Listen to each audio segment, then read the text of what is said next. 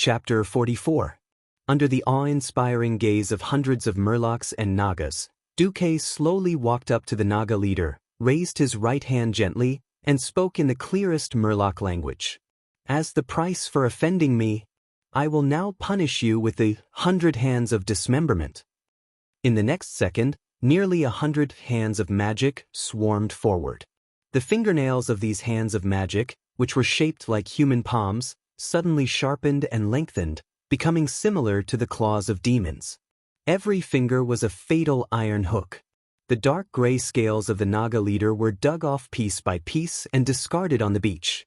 His thick and tight skin that ordinary human daggers couldn't pierce was torn off, revealing scarlet muscles and tendons. This wasn't the end. The torture continued.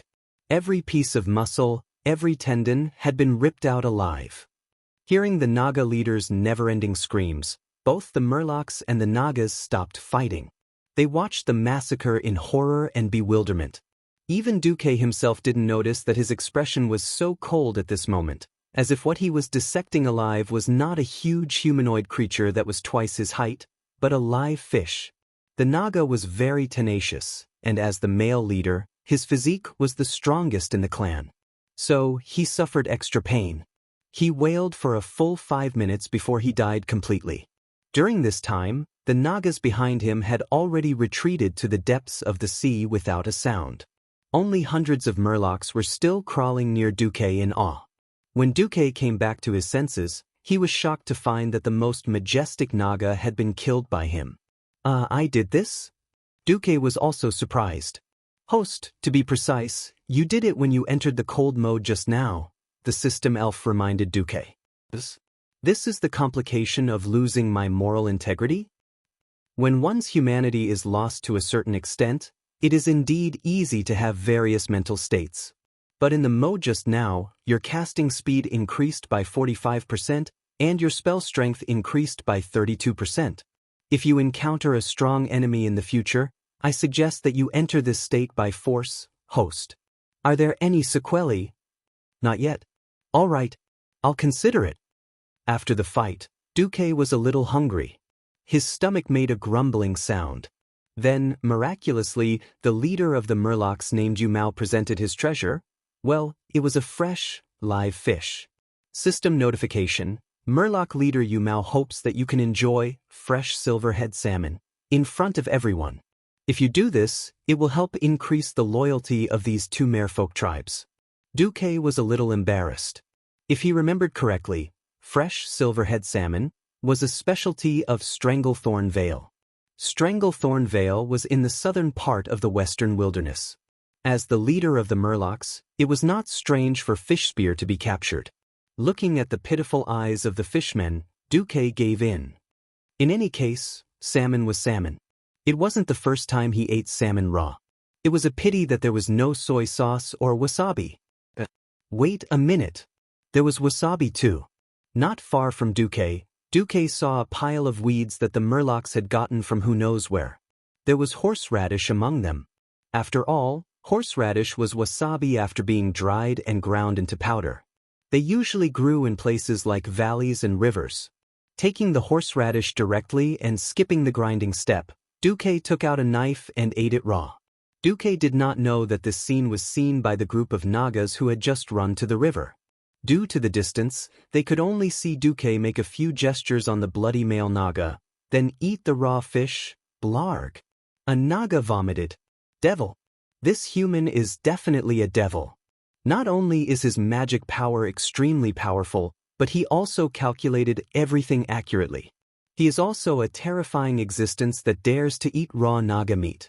The leader, Avis, was trembling all over. Ooh. Suddenly, not far from Avis, there was a murloc's cry.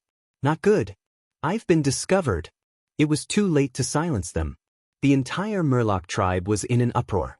The murlocs who were eager to curry favor with their new master, Duque, had already surrounded the nagas. Unlike the last time, there were no other targets to help them divert the murlocs' attention this time. Moreover, they had personally proven that the river was a dead end. Duque smiled.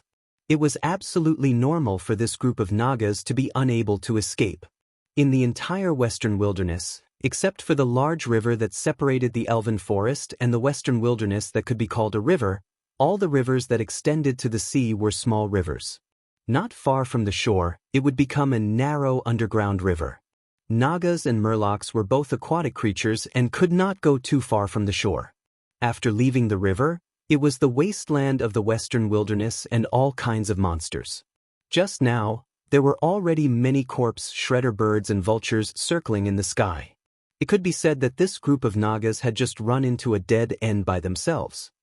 Naga Avis, are you going to put down your weapons and come over, or should I let the murlocs carry your bodies over?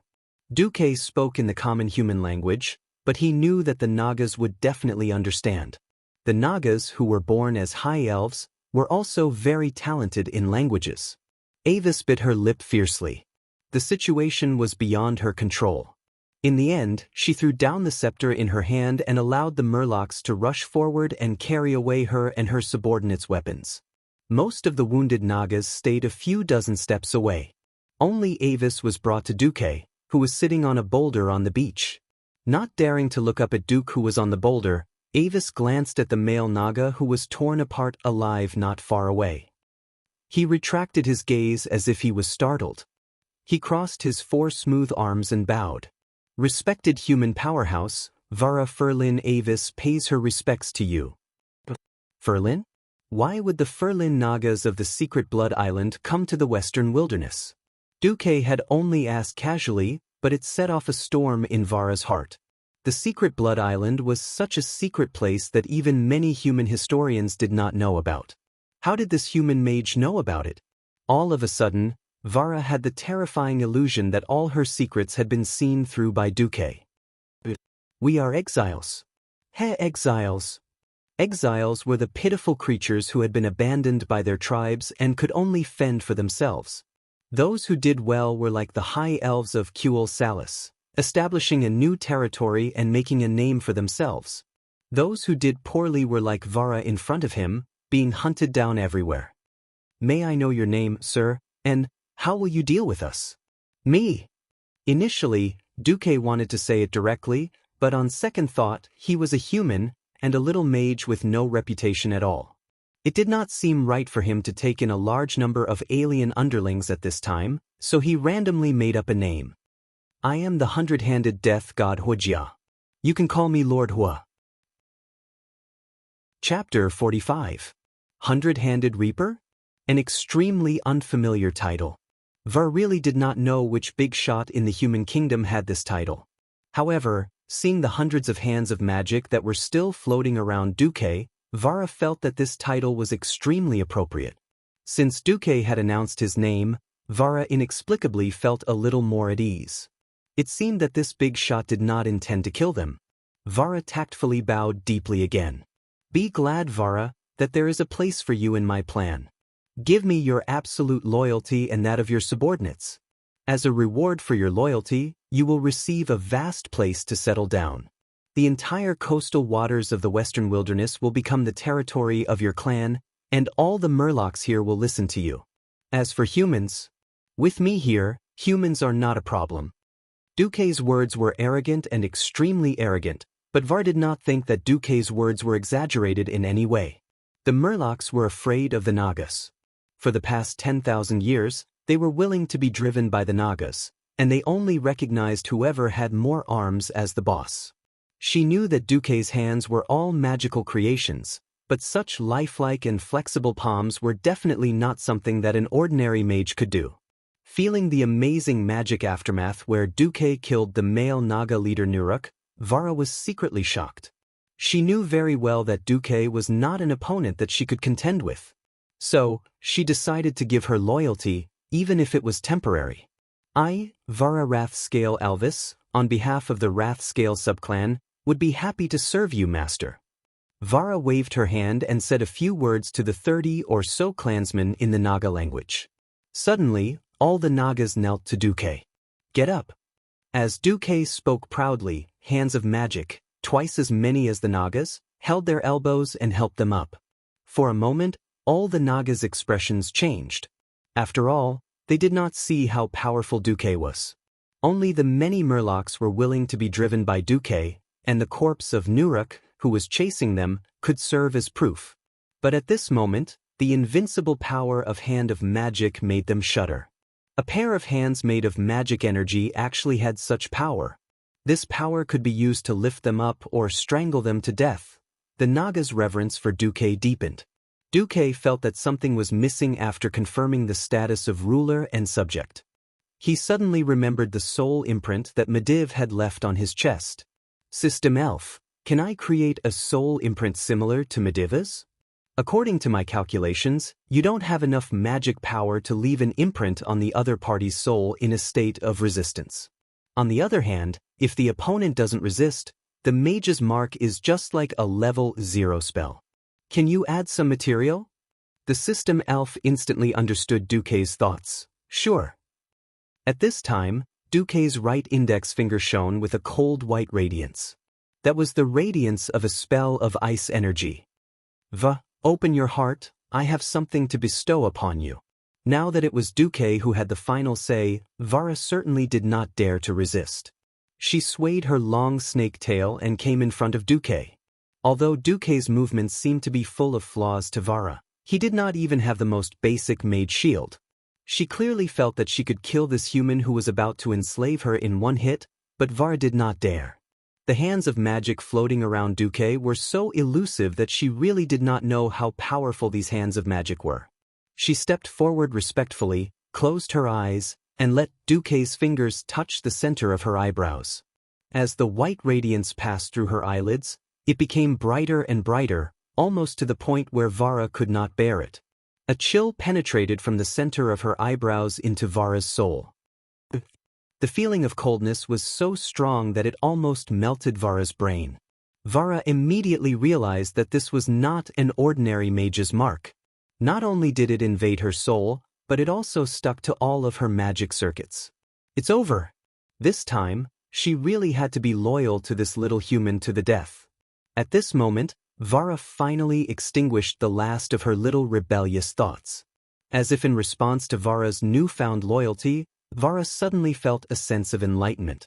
She could clearly feel that her ice spells had been significantly improved.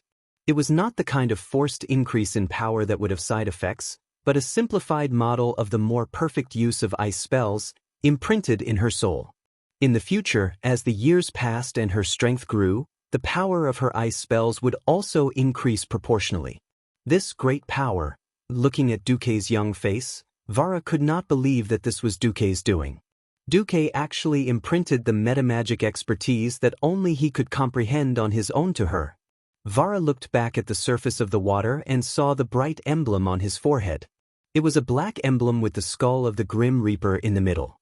Beside the skull were countless mages' hands that were faintly visible. It really was the emblem of the hundred-handed god of death. Vara no longer had any other thoughts and bowed deeply. Master, what instructions do you have next? Which clan's Naga were chasing you just now? That's the Grayscale clan from Stranglethorn Vale in the south of the Western Wilderness, but Master killed their chief warrior. I'm afraid they won't dare to come until we find strong reinforcements.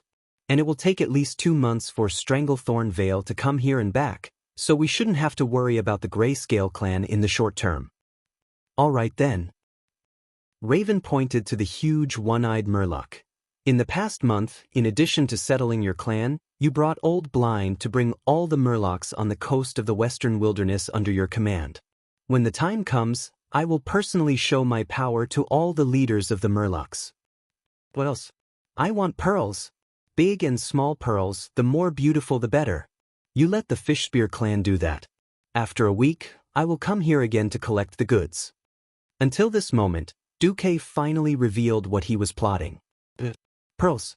The world of Azeroth was not the world where pearls were cultivated before Raven came to this world.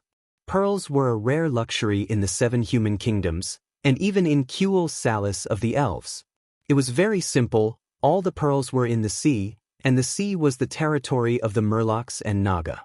Humans could build powerful warships to conquer all targets on the surface of the sea, but they could do nothing to the bottom of the sea. It was not that no human had any ideas on the Naga, but the Naga's nest was usually at the bottom of the sea. Who would be like Duque and wipe out a whole small tribe? Speaking of which, Duque had only planned to deal with the Murlocs before. Hearing Duque's request, Varus secretly sighed. Different races had different values. Pearls were really not a problem for the Naga. Chapter 46. The wind blew across the wasteland. Yellow soil filled one's eyes.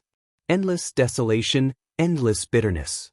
As pioneers, the people of Moon Creek Town had to face all sorts of troubles. It was as if trouble had become a part of their lives. Another mine collapse? Another monster in the wilderness? Mountain dog? Corpse shredder bird? Null? Blood-toothed boar? All sorts of monsters became the topic of conversation in the only bar in Moon Creek Town. Under the bright candlelight, the air in the bar was filled with the sour smell of men working all day, the strong smell of alcohol, and the sound of heated discussions.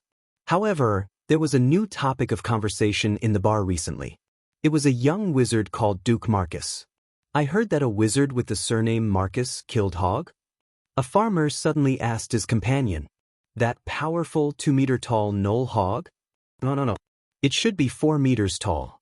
A few days ago, when I passed by Sentinel Ridge, I saw Hog's headless corpse.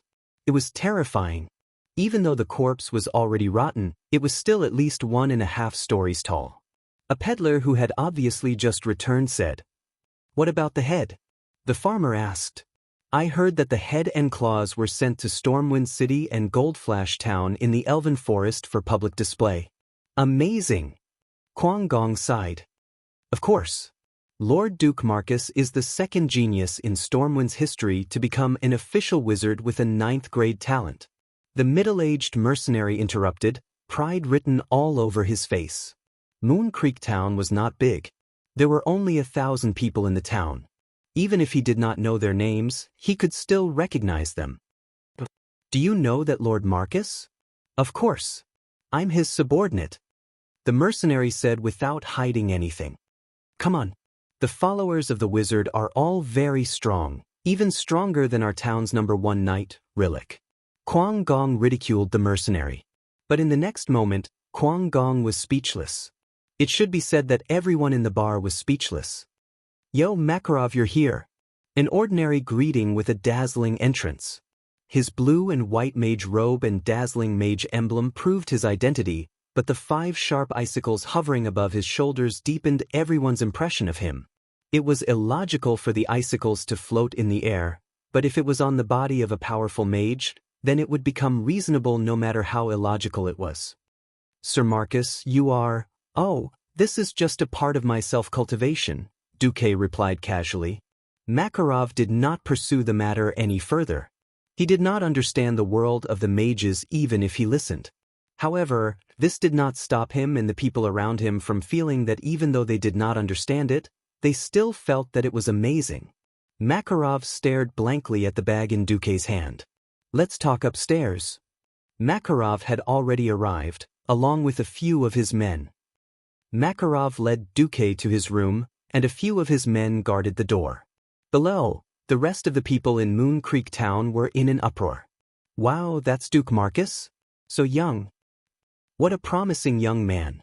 Why did he come to Moon Creek Town? There's nothing good in the Western Wilderness that could attract such a big shot like him, right? Could it be that he found a new mineral or specialty? How is that possible? What else is there in the Western Wilderness apart from various crops and a few ordinary iron and copper mines? None of them expected that Duque had really developed a new specialty for the Western Wilderness. Inside the room, Makarov and the other mercenaries were dazzled by the treasures on the table. Pearls of all sizes. From the smallest pearls that did not have much luster, to these small lustrous pearls, to the more precious, black pearls, and finally to the most dazzling, golden pearls, which were the size of an infant's fist. So many pearls almost made Makarov's heart stop beating.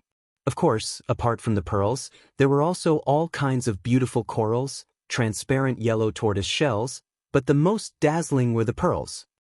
This is the specialty of the Western Wilderness that I developed. I intend to establish a shipping route and name it the Pearl Route. Hiss! The mercenaries simultaneously gasped. A shipping route. It was not something that could be done in one go. A shipping route meant that Duquesne's pearls would have a stable source of income.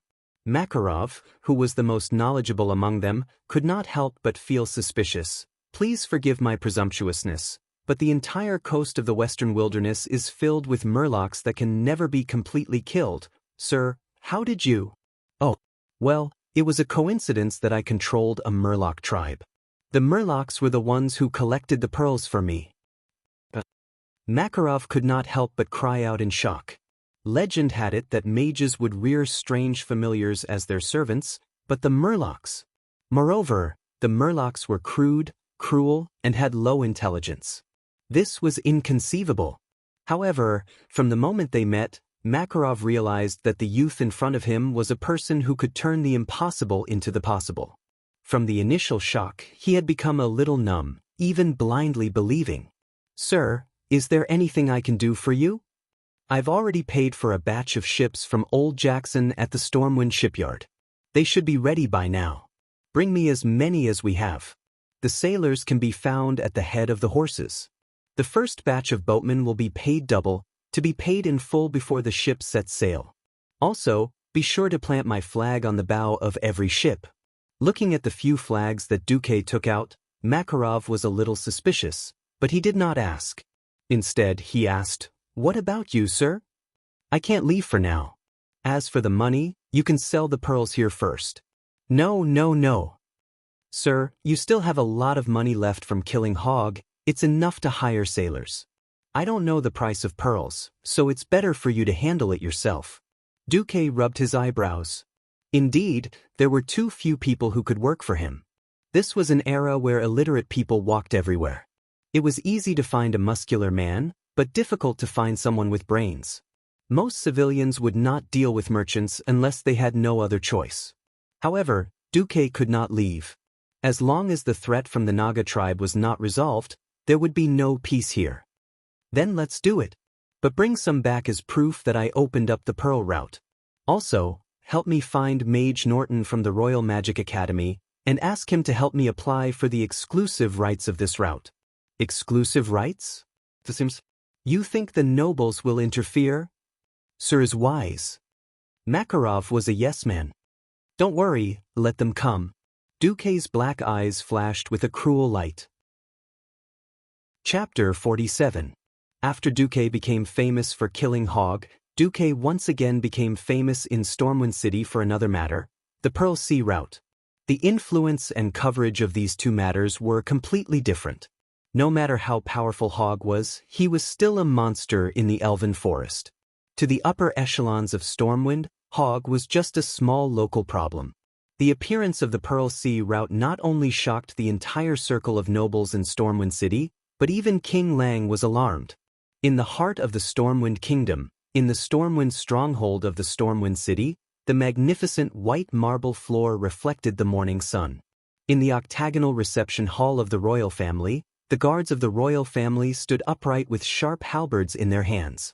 Their helmets were bright, and their eyes were sharp. Their expressions were firm, and their vigilant gazes proved that they could deal with any danger. They were the elites that Anduin Lothar had trained and trained. Ever since the royal knights were handed over to Lothar, Lothar's performance had never disappointed King Lang. It had been 20 years since he ascended to the throne at the age of 20. With a head of black and brown curly hair, a chiseled, manly face, and a pair of friendly yet dignified eyes, Lang looked extremely heroic in his prime.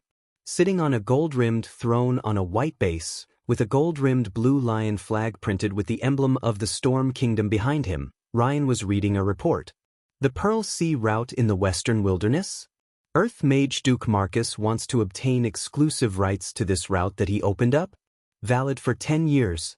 Anduin, I seem to have heard of this name somewhere? King Lang tilted his head and looked at his good friend, who was also his most loyal and reliable subject. Lothar had a handsome face, and his eyes were always exuding determination. Every curve of his face was so perfect, and it was a perfect representation of the word masculine.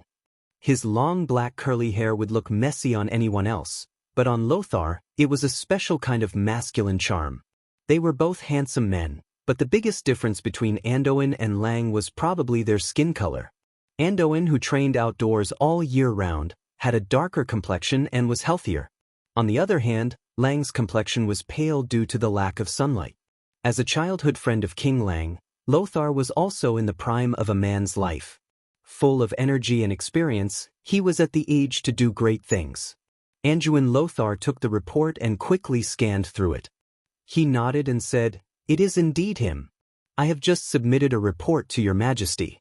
Duke Marcus was the second ninth-grade magic apprentice in the history of our country, and he became an Earth Magus on the day he entered the academy.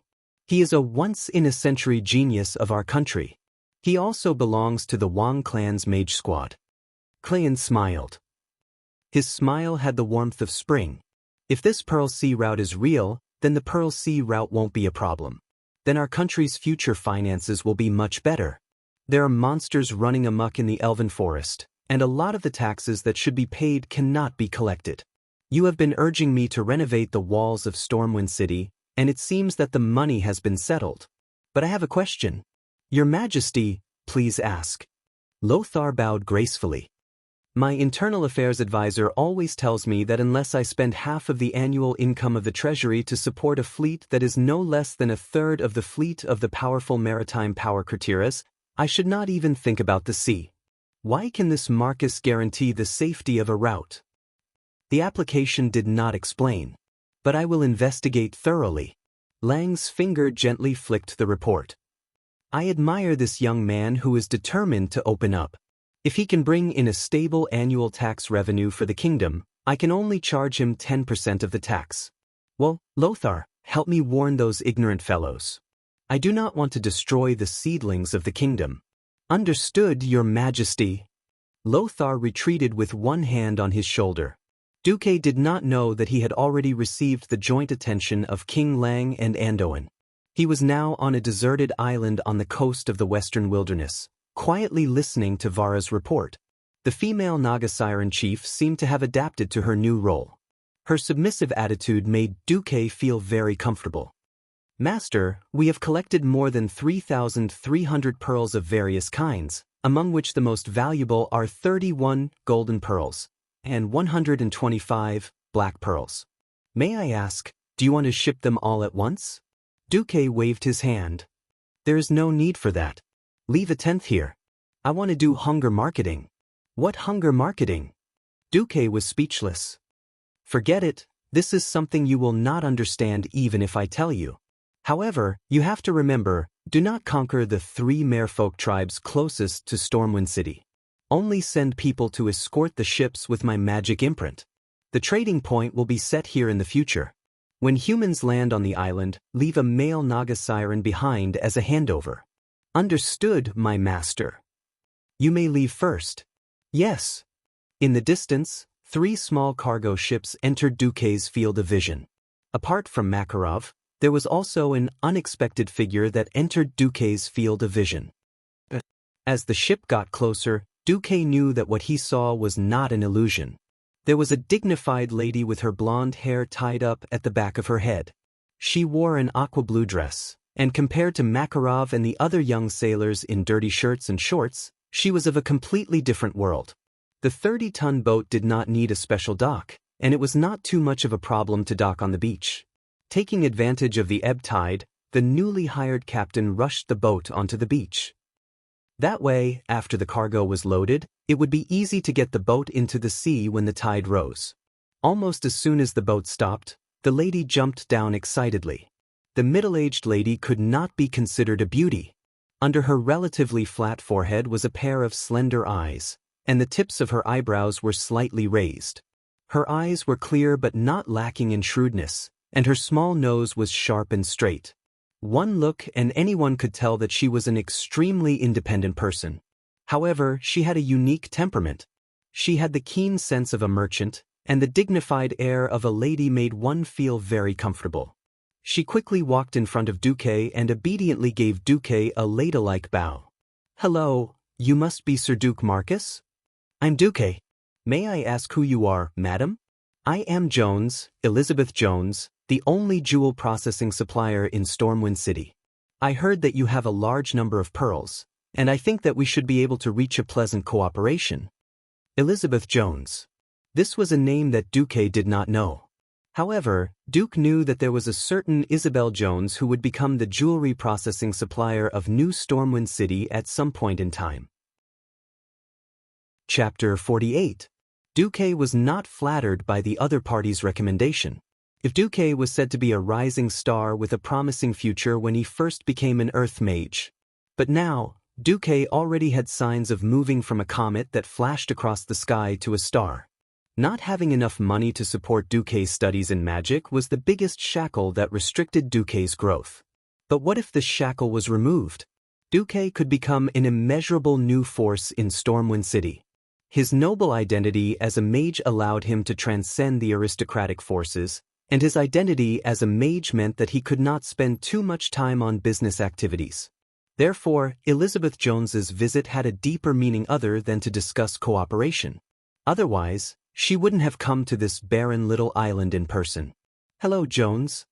Duke was gentle and polite. He didn't show too much enthusiasm, but he didn't keep people at arm's length.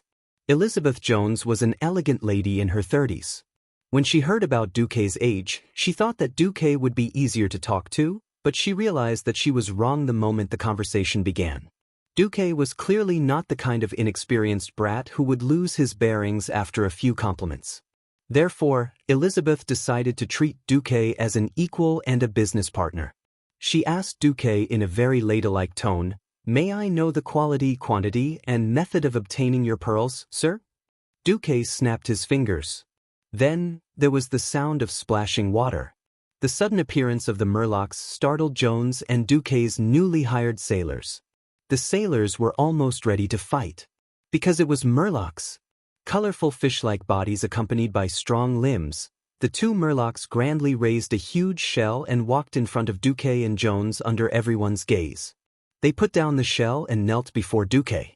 Duke's mouth emitted a strange "Ola" sound, and then the two fishmen happily ran back into the sea with strange steps. Two palms glowing with arcane magic appeared, scaring the hearts of Jones and the sailors again. Duque chuckled and opened the shell with Hand of Magic.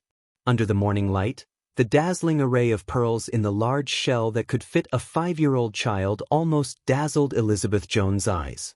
In her eyes, it was as if countless beautiful and dazzling new pearl jewelry had appeared. Only the sailors secretly exclaimed in low voices, "My God! Our employer, Sir Marcus, has actually subdued the fishmen? Those barbaric, evil Murlocs that hunt humans nearby?" Duque raised his hand, and the whispers of the sailors immediately stopped. "Madam Jones, the situation is as you can see. Because I've studied the merfolk language, I've used a certain method to control 3 merfolk tribes on the north coast of the western wilderness. They will collect a steady stream of pearls, corals, hawksbill shells, and a series of valuable marine specialties for me." Duque turned his head and smiled at the sailors. "Similarly, a ship with my wizard imprint hanging on the bow is absolutely safe in the sea between Stormwind City's harbor and here. Not only will the merfolk not attack you, but they will also protect you from the attacks of other marine life. Of course, going to sea is risky. The merfolk cannot resist powerful marine life that surpasses their combat strength." For a moment, whether it was Jones or the sailors, their hearts warmed up. As if reluctant to part with them, Jones picked up one pearl after another, examined them over and over, and then smiled.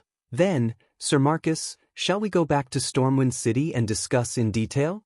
"Very well." Leaving Stormwind City by land, going south to Gold's Higher Town, then west through West Spring's stronghold into the western wilderness, and finally to the northern beach, it would take a full week. It was extremely simple to go by sea.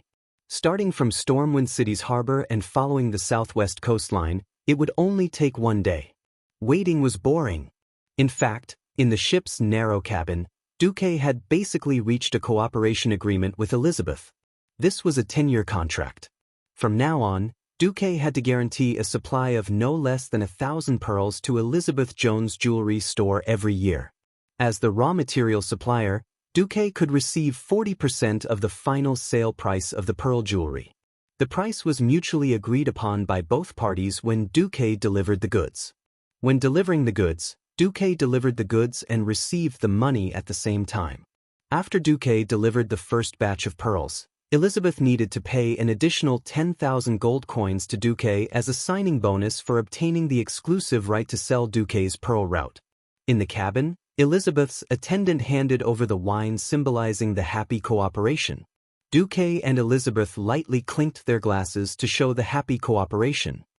Seriously, Sir Marcus, I have to remind you that I will earn more than you can imagine with this kind of cooperation. If you are willing to accept after-sales settlement, quarterly settlement, you can at least double your current wealth. Duque gently swirled the liquor in the goblet, letting the aroma of the alcohol escape, and sniffed it lightly. For businessmen, it is instinct to pursue greater profits. But I am a mage first, and then the master of the pearl route. I understand what you mean. It is because we value different things that we have such a pleasant cooperation. Indeed. Duque's smile was a bit thought-provoking. And you bought my pearls with a buyout, which also took a considerable risk. It is not unacceptable for me to sell them at a lower price. Although a little sorry, I still want to say that Sir Marcus, you have a maturity that does not match your age. This young master is a university animal. Although he was complaining in his heart, Duque felt a little guilty. He did not know how long Jones could earn from this pearl business. He only knew that if the orcs came and Stormwind City fell, it was estimated that Jones would lose a lot. Unfortunately, for the future of Stormwind City, good luck. With the help of Elizabeth Jones, Duque's pearls became the new favorite of Stormwind City's socialites in a very short time. Almost all the upper-class aristocrats in Stormwind City knew that Duke Marcus had a hen that laid golden eggs. Yet, no one could intervene. It was not that no aristocrats had the idea of the pearl route.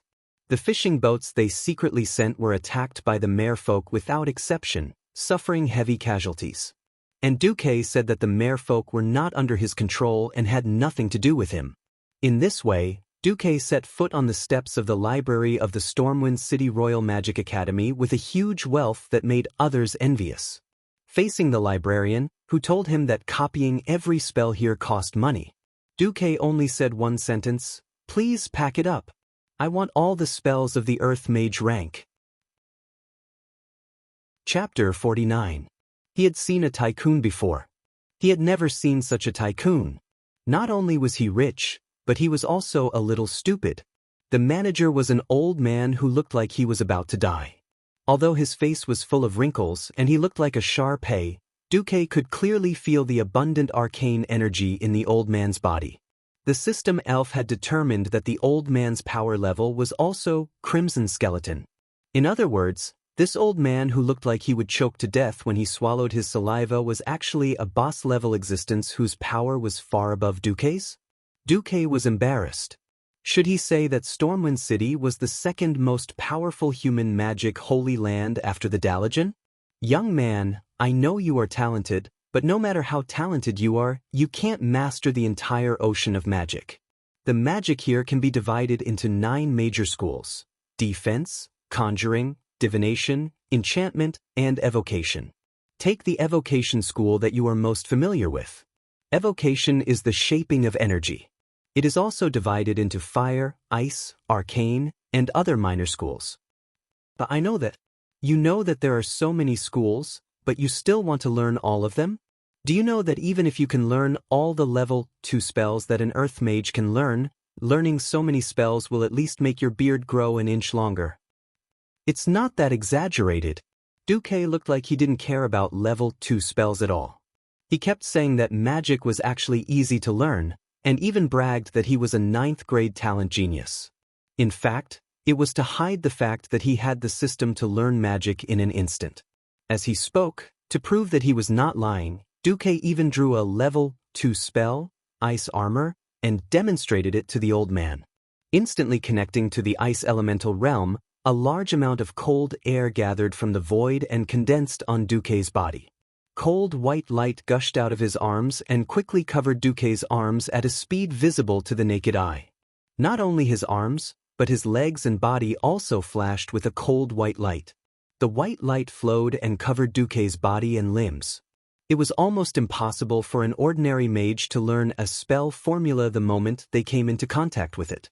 Even if a Breaking Dawn mage were to come into contact with a rank 2 spell that they had never seen before and learn it on the spot, not everyone could do it. It would already be impressive if the other ice armors had the appearance of armor that could protect the mage's vitals. What about Duque? A mere ice armor spell was actually made into something fancy by him. The Monarch Plate armor set, it was the Storm City Guard full-body armor set, impressively appeared in front of the old man. Layers of orderly pauldrons, bright breastplates, solid waist armor. It was already very good to be able to create these with the ice armor spell. Do you know what Duque created? He had even created a chain armor that was made of small iron rings that interlocked with each other to protect his upper arms. As for the majestic and mighty lion head carvings on his belt and gauntlets, he naturally didn't pull them down. Apart from the lack of color and the fact that it was made of ice, it was the standard equipment of Storm City soldiers. With one look, the old man no longer had any doubts about Duque's talent and abilities. He was only filled with shock and resentment. Was magic that easy to cultivate? If it was that easy, the Stormwind City Royal Magic Academy wouldn't need to send out a large number of people every year to select apprentices from all over the country. Tens of thousands of youths participated in the test every year, but only a few dozen people were able to be tested for magic aptitude. Most of these people didn't have enough aptitude. Even if they couldn't be nurtured into official mages, it would be good to find some apprentices to help them. That was why they were reluctantly recruited into the Magic Academy. With time, they could become official Earth mages before the age of 40, and then join the mage team as a fighting force. Hence, in the Magic Academy, apprentices in their 40s and 50s were not rare. Thus, Duque's age was considered very young even among apprentices, let alone official mages. When Duque gave up on becoming Mediva's disciple, the old man was still resentful. A good seedling had been destroyed just like that. But how long had it been? A month. In just a month, Duque's strength had risen from a level 1 Earth mage to a level 5 mage. If it were any other mage, such rapid progress would have caused problems with their magic circuits being disrupted or damaged due to overexertion. But what about Duque? He could clearly feel the elemental power flowing slowly and orderly in Duque's body. The extremely gentle elements hid an unimaginable violence. As long as Duque wanted to, these elements could turn into the fiercest flames or frost at any time and attack Duque's enemies. It had only been a month. Was a month a lot of time? Even if Duque had been accepted as a core disciple by Mediv from the start, he wouldn't have been able to make such terrifying and solid progress in a month. Even the guardian Mediv, who was known as the most talented, had only improved at such a rate. When Mediv was young, he had been carefully guided by the strongest mage in Azeroth at the time, his mother, Egwene. And the old man himself had trained from a level 1 Earthmaster to a level 5 mage, which took him a year and a half. And this was in Stormwind, the second most powerful mage nation in the human world, second only to the Dalajan. For those roaming mages in small places who couldn't receive orthodox magic education, if they relied on their own research and training, it would be a matter worth celebrating if anyone could make such progress in 5 years. Faced with Duque, the old man was completely speechless. To make such rapid progress in a month and have such a solid foundation, this was not only a shock to him. More importantly, it was a blow to him. Comparisons were odious. Was a level 9 talent really so frightening and amazing? The old man's heart was hit hard. Taking another glance at Duque, who looked as though it was a matter of course and did not look happy at all, the old man thought to himself, even if this kid were to be placed among the high elves, he would still be a monster-level fellow. Duque didn't have time to care about the old man's thoughts. He was stunned by the spell list of the Royal Magic Academy. He really couldn't figure out if the original game had deliberately reduced the number of spells for mages to become a pure attack and crowd control mage class, or if Azeroth had so many spells to begin with. Spell type, Grease, Fog Concealment, Prophecy type, Identify, Enchantment type, Hypnosis. When the old man brought over a large pile of spell books, which was as tall as a small mountain, and showed a teasing expression, Duque really felt his scalp tingle. But since he had made such a big statement, he had to learn it. He had to pretend to be cool to the end even if he had to hold back his tears. Chapter 50. Duque had indeed learned such a large number of spells on the spot.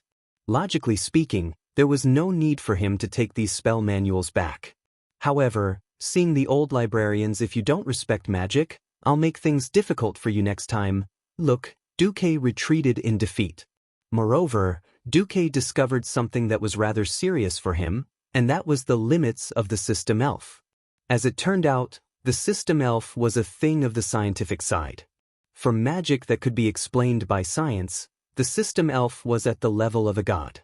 For example, ice and fire magic, the system elf could not only help Duque learn spells in an instant, but it could also immediately derive a large number of metamagic abilities, increasing the power of magic in all aspects.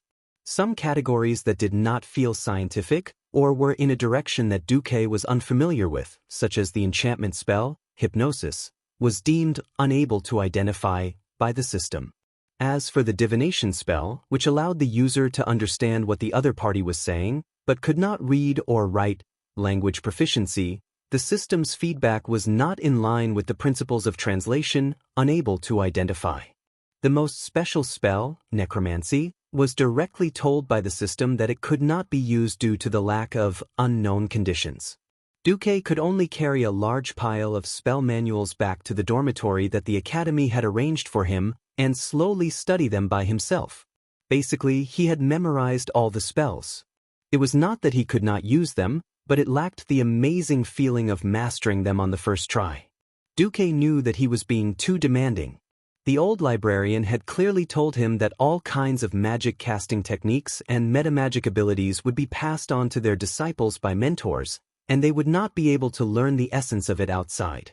At most, they would learn some basic techniques in public lessons given by mentors to the entire academy. If he wanted to learn, that was fine, but it was an equivalent exchange. The problem was that Duque had previously rejected Mediv. Other than Old Man Norton, no mentor would be willing to exchange magic techniques with him. The most important thing was that Duque suddenly realized that the overall standard of magic in the academy was not high. Other than Mediv, there were only 2 Morning Star wizards in the entire academy, and there were no magic books above level 5 in the academy's library. If he wanted to learn more advanced magic, he would either go to the Dalajan or go to Karazhan. Yes, Medivh's old nest, Karazhan, which was currently under the control of the Burning Legion's boss, Sardras. As a guardian, as well as the son and successor of the previous guardian, Aegwin, Mediv had a private mage tower in Karazhan. The southern part of the Elven Forest was the Twilight Forest, and the southeastern part of the Twilight Forest was the Headwind Path. Karazhan was located in the Headwind Path. That place was equivalent to Medivh's fief, and outsiders were forbidden from entering. If Duque had been willing to be Medivh's disciple, he would have been able to enter. But at the same time, it was very likely that he would have been swallowed whole. This is the upper limit of the Storm Royal Magic Academy. How do I break through this limit? Just as Duque was feeling a little melancholy, there was a knock on the dormitory door. Who? Duque, it's me. Darnielle and Itana are here too. Come in. Duque, who was buried in the pile of books, stretched out his right hand. The arcane power in the magic circuit flowed gently, and he cast a small magic trick. Transmutation, switch. The lock of the door, which was 10 meters away, was opened by Duque. The door opened. Darnielle and Itana were a little surprised that Duque, who was supposed to open the door, was sitting so far away. Darnielle stretched his thick neck, as if he wanted to see if there was anyone else behind the door, or if Duque had hired a servant. Darnielle, it's just a switch, Itana reminded him in a small voice. Darnielle smiled and scratched his head, then strode in. Because Darnielle's body was too big, taking up 2/3 of the aisle, Itana could only follow behind like a follower. Looking up from the pile of books, Duque found that Darnielle looked relieved. What's wrong? Nothing, I just realized that you have a human side, Duque. I thought you didn't need to learn anything and could directly advance to the level of Guardian Mediv. It was Itana who laughed. Duque could only helplessly open his hands. Okay, you've come to me. Is it about Mentor Norton? Both of them nodded at the same time. My mentor just finished his research and informed us that you were back. He asked us to tell you that the notes were translated. Thank you. Duque smiled. He turned to look at their robes and smiled even more brilliantly. Darnielle had the symbol of 2 small books on his chest, and Aitana had 3. This was the symbol of a junior apprentice and an intermediate apprentice in the Royal Magic Academy. The level of an apprentice only reflected their aptitude. Only the number of book symbols reflected the status of an apprentice. Of course, there were those who were stuck at the higher level for a long time. Facing Duque's gaze, Aitana was embarrassed. We can't compare to you. No. Since we came out from the Northshire Abbey together, we should take care of each other. I'll go to Mentor Norton first. We'll have a good chat later. It wasn't just the straightforward Darnielle. Even Aitana could not hide the joy on her face. It couldn't be helped. Duque had been in the limelight recently. First, he killed Hogg, and then opened up the Pearl Sea route all by himself. Even their mentors hinted to them to interact more with Duque. Just like that, they followed Duque to Wizard Norton's private laboratory in the north of the academy.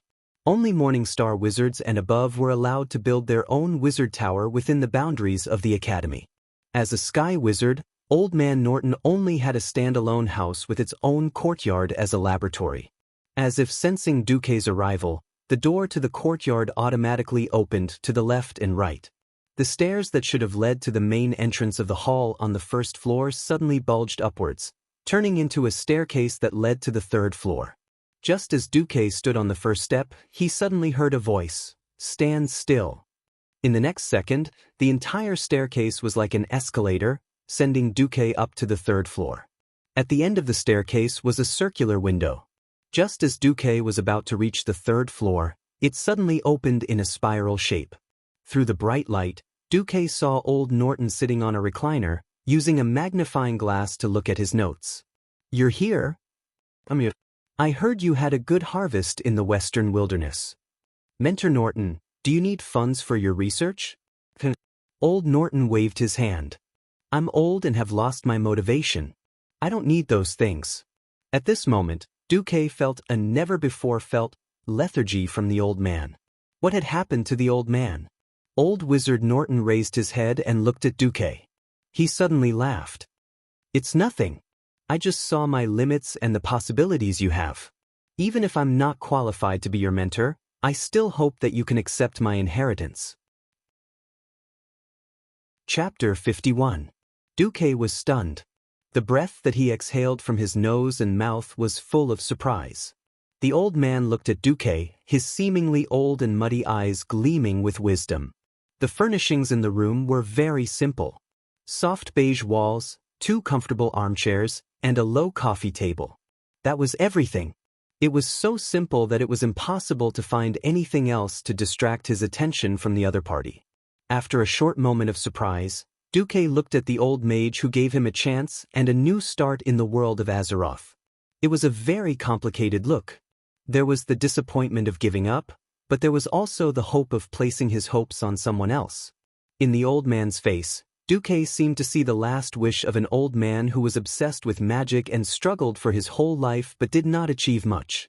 Duque could not bear to reject the hope of this old man who was at the end of his life and finally nodded. "If you agree, I'll call you teacher from now on." Old Man Norton felt like he was struck by lightning. His whole body trembled as if his ears were not working well and he was hearing things. His eyes widened in disbelief. What? The arrogant kid who looked down on the world's most powerful mage, Medivh, actually called me teacher? Happiness came so suddenly that the old man could not believe it. Duque, I really wanted to be your teacher. But Medivh, The old man was a little incoherent. Duque stepped forward and grabbed Old Man Norton's hand. "Don't underestimate yourself.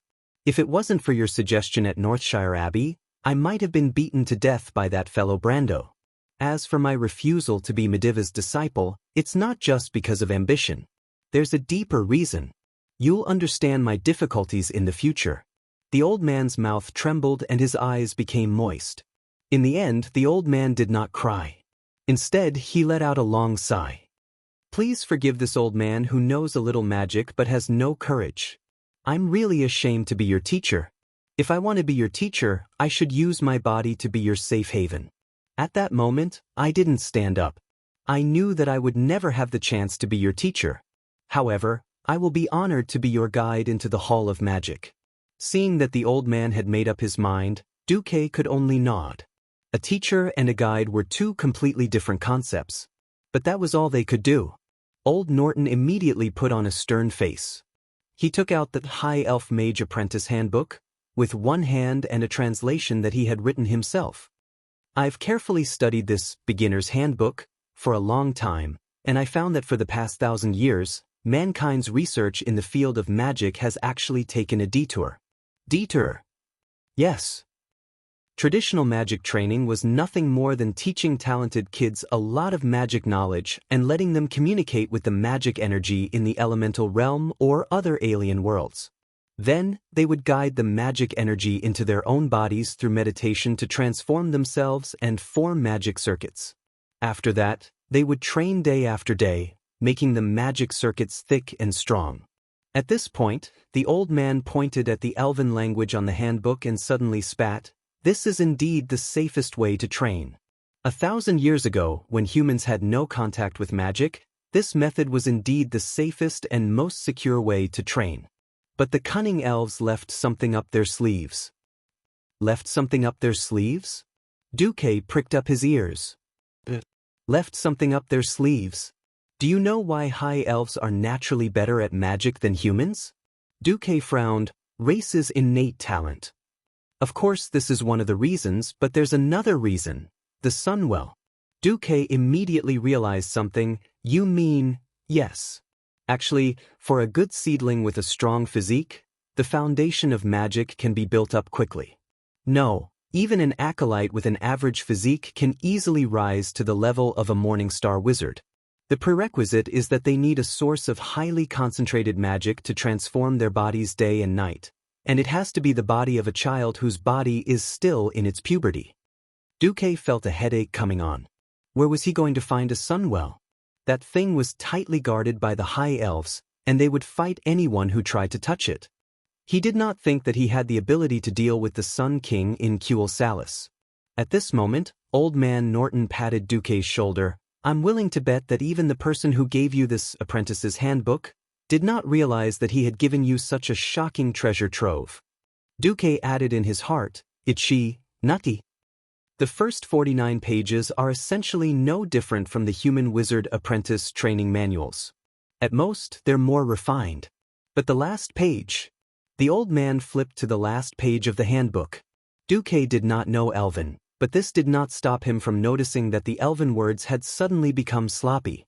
It was completely different from the fair and elegant handwriting at the front, and seemed to be very casual. The old man also flipped open Duque's translation book. Duque realized that the last page had not been translated. Do you know why I didn't translate it? Duque shook his head.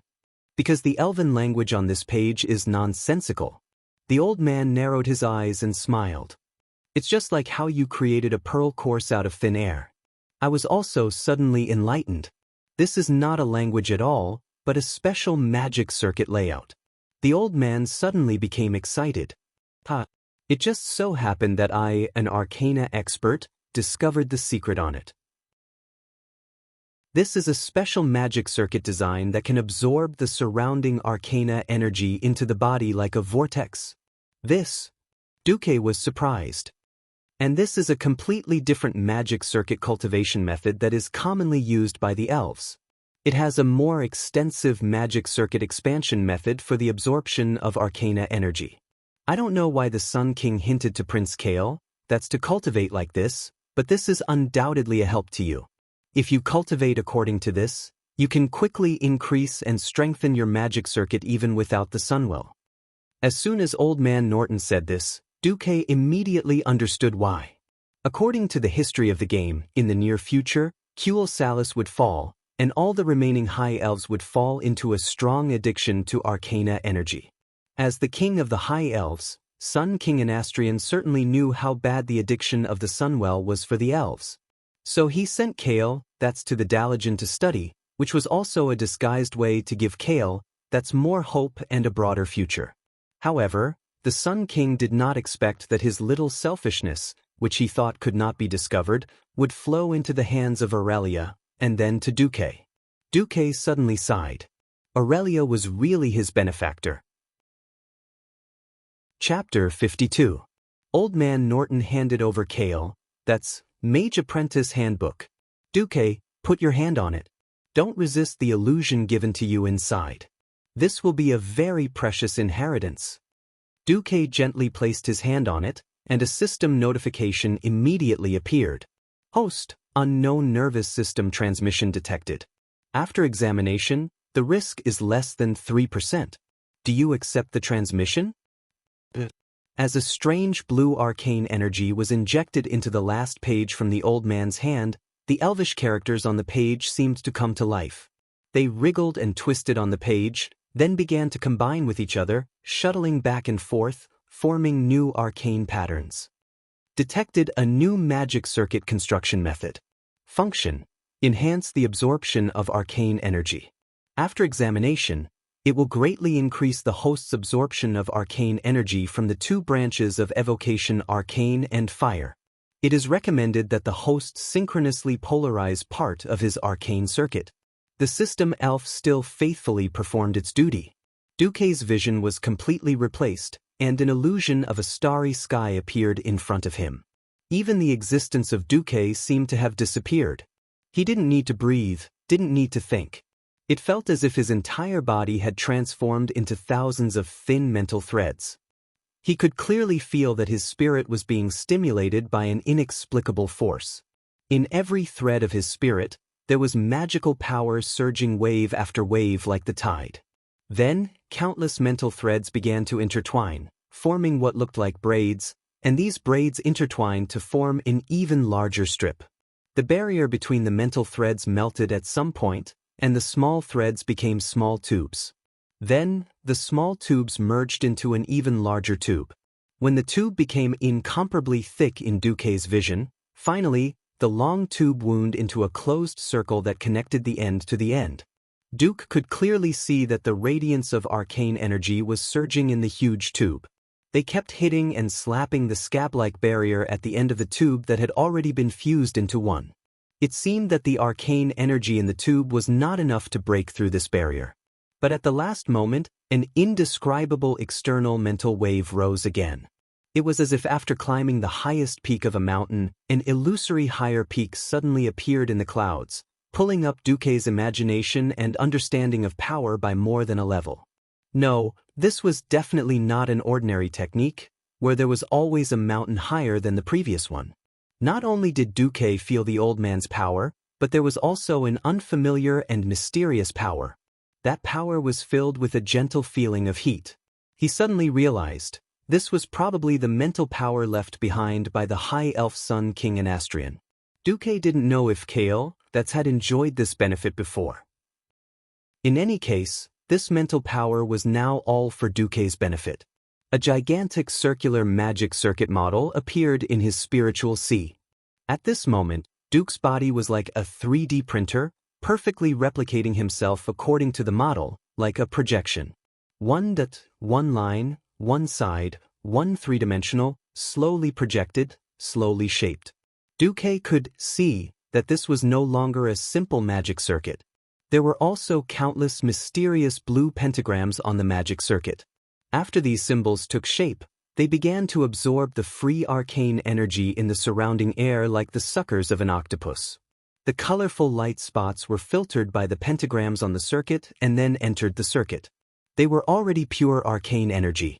Although the light spots that were absorbed were like thin soap bubbles, they were indeed increasing the total amount of arcane energy in the circuit. Not only did it increase the energy, but it also strengthened the pulse in the circuit. Unlike the blood vessels in the human body that simply bore the burden of blood, the arcane energy that flowed at a high speed was actually quietly expanding the width of the circuit, making it wider and the walls of the circuit more elastic and thicker. In his trance, Duque seemed to hear the voice of Old Man Norton. The voice was a little blurred, as if separated by a thick curtain of water, with an incredible echo.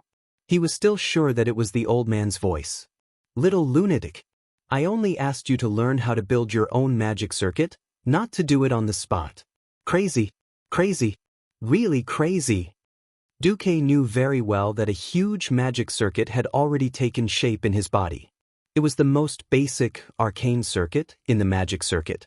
Just like in the game, arcane circuit was the engine of a mage's magic energy. A mage's talent was either arcane magic plus frost or arcane magic plus fire. Without arcane magic, there was no endurance, and the magic power would quickly run out. He didn't know what level his magic circuit was now, but the private goods that the Sun King had passed on to his precious son definitely couldn't be too bad. All right, young man, don't be greedy. Let's end it. The old man's voice came again in his trance. At this moment, Duque realized that he couldn't stop. A hole suddenly opened in the arcane circuit, and a new batch of mental power threads sprouted like bamboo shoots after a rain. Damn it, the old man cursed. In the next second his voice was suddenly cut off, but the mental power that came from him didn't disappear. Duque didn't have the slightest idea. This wasn't what he thought. It seemed that the mental power that the Sun King had left in this notebook was to build the next huge magic circuit in one go. He suddenly knew why. Tempest. In the game, Kale, that's always had a few magic balls that were a mixture of arcane and fire floating above his head in an extremely flashy manner. That was not only a way for him to train his magic abilities, but also a way to store magic power. He then thought about how Kale, that's moves were mostly related to fire. Then, it wasn't difficult to guess that the Sun King's tactic was definitely the arcane fire, which was a dual element of arcane magic and fire. Since the arcane circuit was built, it naturally wouldn't allow Duque to give up halfway and not build the remaining flame circuit. Duque only felt that his mental power was burning like firewood.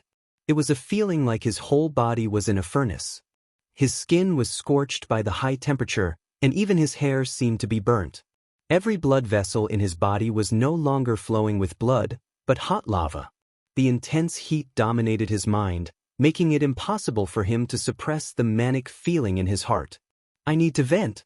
I need to vent. Roar. Duque didn't know if he was roaring out loud. If he was not in the spiritual world but in reality, his roar would probably sound like some kind of violent ancient behemoth. There was no time to rest at all. It was as if he had just climbed up from the bottom of the Grand Canyon and was immediately asked to climb the peak of Mount Hyjal. Chapter 53. Building the arcane circuits had consumed most of Duque's energy. Duque wanted to take a break, but he couldn't give it up. This was an all-out attack. If he failed this time, he didn't know how much he would have to pay and how much more torture he would have to endure before he could attack again. Gritting his teeth, he had to do it. At that moment, the magic power spurting out of the arcane circuits was like a geyser of oil, and every drop of power that spurted out was ignited and transformed into fire elements. Duque didn't know that at this moment, he had also caused great trouble for the old man. The fire elements that escaped from Duque seemed to have moved all the flames of Stormwind City and condensed them into the narrow room. There were so many fire elements in the room that almost all the combustible objects in the room were ignited. Old Man Norton was fine with his magic shield, but Duque and the chair he was sitting on, the coffee table, and even the walls were set ablaze. Unable to withstand the high temperature and pressure of the fire elements, all the glass windows in the room exploded instantly. Huge tongues of fire first rose into the air, and then countless fire elements poured down from the windows as if they had turned into liquid. There were as many waterfalls of fire as there were windows. The waterfalls of fire were like water, hitting the grass and instantly turning it into coke. A large amount of fire elements exploded, turning into huge misty fireballs. The fireballs exploded when they hit solid obstacles, sputtering countless flame arrows in all directions of the yard. Ah! Itana, who was waiting outside the yard, let out a scream. Darnielle had already grabbed her the moment the window exploded, pulling her with him as he turned and ran. The torrent of flames that was more than a person's height almost burned their butts. Darnielle was so scared that he didn't even look back. He ran 2 houses away and didn't dare to stop until he was behind a mage's laboratory that had a magic shield. Flames overflowed around Old Man Norton's laboratory and spread over all the trees in the yard. With a crackling sound of wood burning and trees collapsing, Old Man Norton's entire yard was finished. Even the 4 yards of the other mages were involved in this vortex of destruction. The only good thing was that this was the experimental area of the academy. Most mages were little princes who were courting death. Regarding the mages' explosive experiments, it could be said that the academy already had a contingency plan. Only the yard was affected. Once the waves of fire touched the buildings, brilliant magic lights immediately lit up. The magic shield on the building was activated. They withstood the impact of the waves of fire very well. As a result, the waves of flames could only continue to advance through the gaps between the buildings, carrying a large amount of debris such as wood and soil. It's a bit like squeezing toothpaste.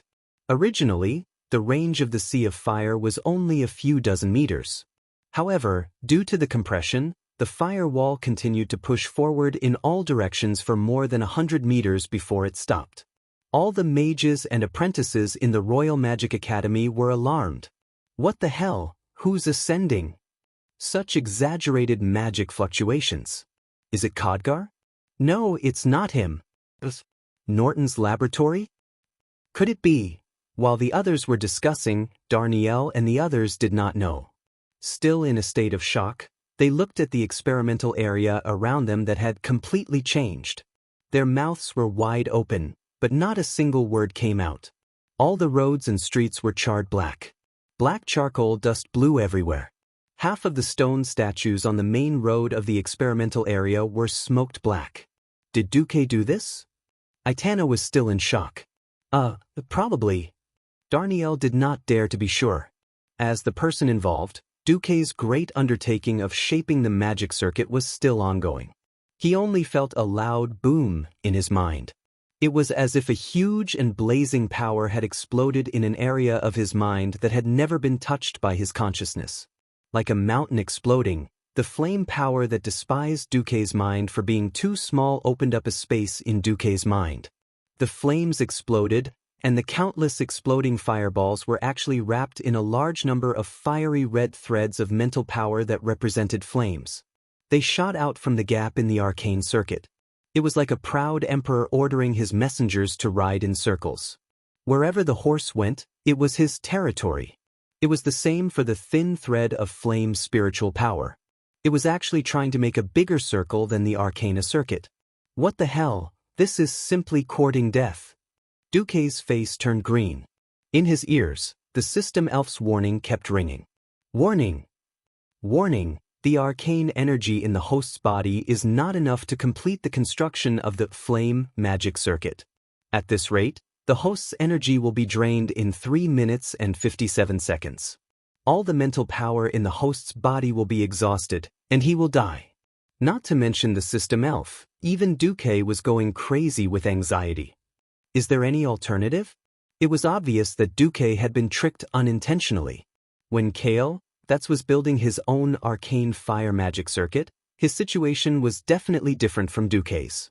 Even if he did not have the pure magic power of the Sunwell as a backup, as the Sun King's most valued heir, he definitely had other means of supplying magic power. But this was Stormwind City, and Duque did not know if there was a ley line or a source of magic power here. If he was caught off guard, it would definitely be too late. Is there any alternative? This was the second time Duque had asked. Scanning protective measures detected, but require a password to activate. Host, do you want to enter the password now? Yes, trial, that's for me. Comparing the original handbook and translation, automatically converting the common language into High Elven. Testing password, password error, please re-enter. Sun King? Error. Sunwell? Sindorii? Sweetheart? High Elven Light? Error. Still an error. Duque was about to go crazy. He was about to be drained dry, and he still had to foolishly test the password here? Sunstrider? Ashes. Duque tried more than 100 passwords in one go, and the results were all F*King wrong. Isn't there something that automatically inputs a large number of passwords and automatically tests the correctness? Host, you're talking about a simple password with 10 numbers from 0 to 9, A to Z, and all the symbols on the keyboard. The system can try to use high-speed password changing methods to hit this kind of password. But this is a password, and it's impossible to activate the protection program if you can't say the correct password.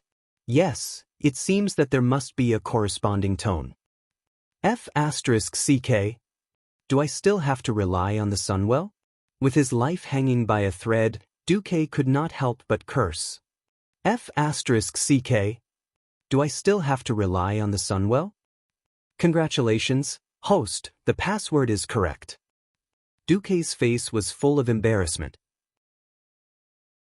Chapter 54. Duque suddenly understood why. For the Sun King, if Kale, who was tall, rich, and handsome, could not create 2 magic circuits of arcane fire in one go despite being so well prepared, it could only mean that Kale, was useless, or that the idea of not using the Sunwell to construct a general magic circuit was not feasible. In a rage, it was only natural that the Sun King would say such a command. However, after the protective measures were triggered, Duque felt a headache coming on.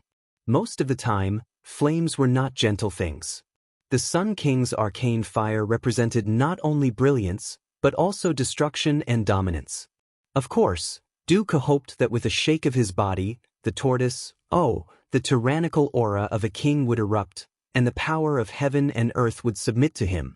However, the reality was, oh my God, the flame circuit was making a cameo appearance as a robber.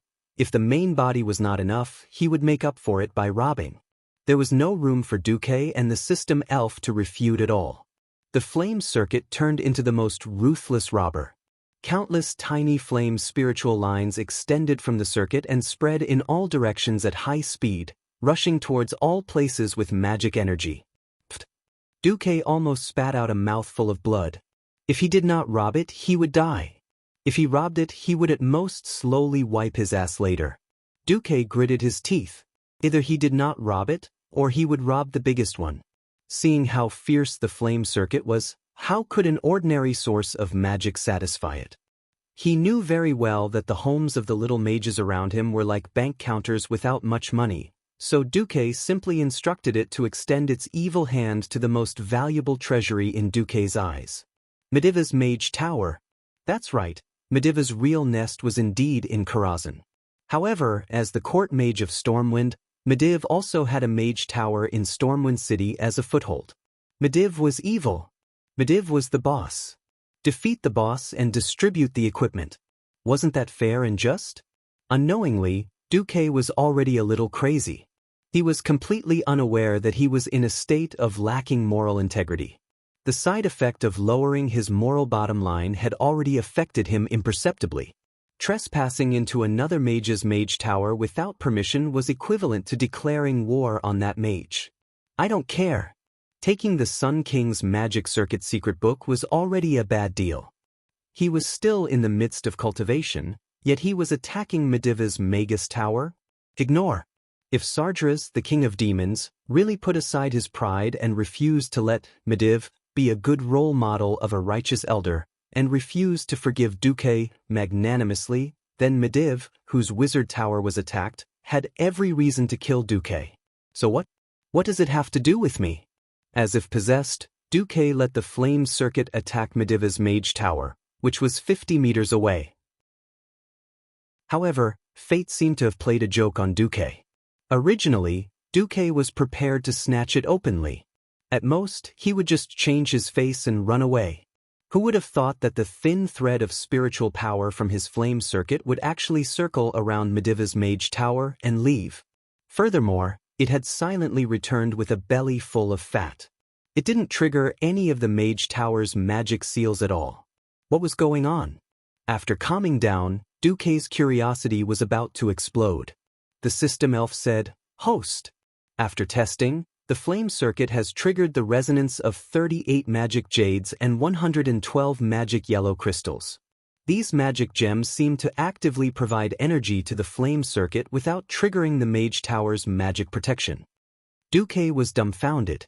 Damn, that works. Duque knew that magic gem study was a unique subject in the world of Azeroth. Mages liked to store their excess magic power in a series of special gems that could store magic power. This was so that they could absorb the magic power from the gems at critical times and save their lives. This principle was the same as ordinary people storing dry rations in case of emergencies. The magic power stored in the gems would also slowly decay over time. This was a very long process, usually a few months. High-quality gems could store most of the magic power for years without dissipating. Host, after scanning, these gems seemed to have elvish carvings on them. Duque understood. The Sun King? No, this should be a backdoor that the entire elven race had secretly left for their own people. If humans fell out with the elves at critical times, that would be terrible. Well, at least now there would be no evidence of him stealing all the magic rations stored in Mediv. Was stealing from an evil superboss counted as stealing? Of course not. This was enjoying the spoils of war. Needless to say, Duque really enjoyed the process of not defeating the boss but being able to share the spoils of war. Alright, the proud and violent flame magic circuit was full, and it started working. Following the guidance of the mental strength in the flame magic circuit, a new circuit was rapidly forming in Duque's body. Like an iron chain, the two circuits, the flame circuit and the arcane circuit, were intertwined like a ring. The flame circuit was derived from the arcane circuit, but it was also very different from the arcane circuit. The arcane circuit was like the earth that carried all things, firm and thick. On the other hand, the flame circuit was like a house built on the ground. It was a typical superstructure. After the gentle magic power was transferred from the arcane circuit to the flame circuit, the magic power would circulate in the flame circuit at a faster speed than the arcane circuit. In the process, the magic power would be rapidly polarized and become more suitable for use in flame magic. System notification. Flame circuit completed. Congratulations, host, you have officially completed the creation of the arcane fire magic circuit. The host's magic ability has been greatly improved. From now on, the host's magic power consumption for using arcane magic is 65% of the theoretical value in the book, and the magic power consumption for flame magic is 80% of the theoretical value. The offensive magic damage of all arcane magic and flame magic will automatically be maximized. After inspection, because the magic power absorbed this time has only reached the minimum value to construct the flame magic circuit, there is still room for great improvement in this circuit. I hope the host will further improve it in the future. Because the host can now automatically absorb the free arcane magic and flame energy within a radius of 30 meters around the host, the simple formula for calculating the magic power is no longer applicable. The host will have to figure out the specific situation on his own. Your current mage level is a level 9 earth mage. After reading the notification in one breath, he looked at the two tightly intertwined magic circuits in his spiritual world. Duque found that, as the system notification said, the flame magic circuit was not perfect. Although the two rings were the same size, it was easy to see that in the arcane circuit, arcane energy was abundant. Countless arcane streams of light filled the entire circuit. In the flame circuit, only half of the space had the light of flames flowing through it. Chapter 55. Duque frowned. It seemed that this was all he could do for the time being. Duque didn't have much to complain about. He was lucky enough to complete the foundation even though he was blindly trying to do so. With the arcane fire circuit inherited from the High Elf King, Duque was already luckier than most mages. Duque slowly opened his eyes, and what came into view was old Norton, who was still in shock and hiding in the magic shield, even trembling a little. "You finished building your magic circuit?"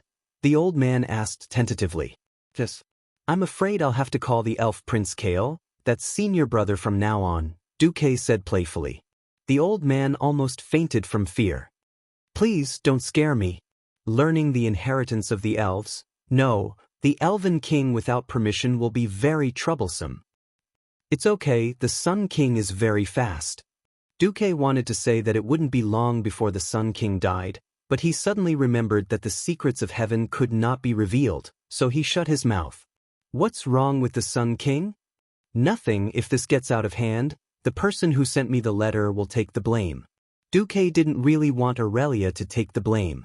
He was thinking about how to further modify his magic circuit so that in the future, even if the Sun King stood in front of him, he wouldn't be able to see it. Yes, where did you go to collect the magic power just now? Duque looked at the dull magic power gems at the old man's feet and suddenly felt a heartache. The old man had even compensated him for the cost of his coffin in order for him to build the arcane circuit. Not wanting to implicate old Norton, Duque made a shushing gesture. I went to borrow some from the Mediv. Unexpectedly, the old man cried out strangely, "Impossible! The Guardian has been missing since last Wednesday." Without any warning, he was neither in Stormwind nor back to Karazhan. Duque's heart skipped a beat and started to beat wildly. Mediv is missing? Duque, who was familiar with the history of the world of Azeroth, knew what this meant. Medivh's disappearance was a major event for Stormwind and the entire world. While Mediv was missing, Sardras was no longer satisfied with hiding in the dark and secretly influencing Medivh's decisions. Sardras began to devour Medivh's soul. When Mediv reappeared in front of the people of Stormwind, he would trigger the most famous event in history, the Dark Portal, and bring the orcs into the world of Azeroth. This was also the beginning of a series of upheavals and apocalyptic crises in the world of Azeroth. At this moment, Duque finally felt that the seemingly stagnant wheel of history was still moving in an irreversible direction. Duque couldn't help but be speechless. Okay, I admit that I took the mana from the mana crystal that Mediv put in the Mage Tower. But I didn't take it. It was the Sun King's backdoor. Duque told Norton about the backdoor that the Sun King had left with his mental power. The old man was both happy and shocked. He was happy that nothing would happen to him and Duque this time. He was shocked that the elves were not kind. They actually held back the mana gems that they had given to the humans. Seeing the old man's fear, Duque comforted the old man. Don't worry, I have the Pearl Sea route now. At most, I'll go back and buy a batch of mana gems to compensate Mediv. It would be strange if he would compensate. The next time he saw Mediv, that guy would already be the boss of the Burning Legion. He didn't go and kill the boss, but gave the boss a gift? I'd be crazy to do this. Of course, Duque's move still comforted the old man very well. When Duque proposed to compensate the old man for the mana crystals, the old man refused. There's no need. I don't have any children. I've been studying arcane spells for most of my life. It wasn't until recently that I suddenly realized that I was really old that I remembered that I should accept a disciple. Although you're not my disciple in the real sense, I treat you as my last disciple. Itana might be better. She's expected to become a sky mage. But Darniel will be lucky if he can become an earth mage in this lifetime. The old man put his hand on Duque's shoulder.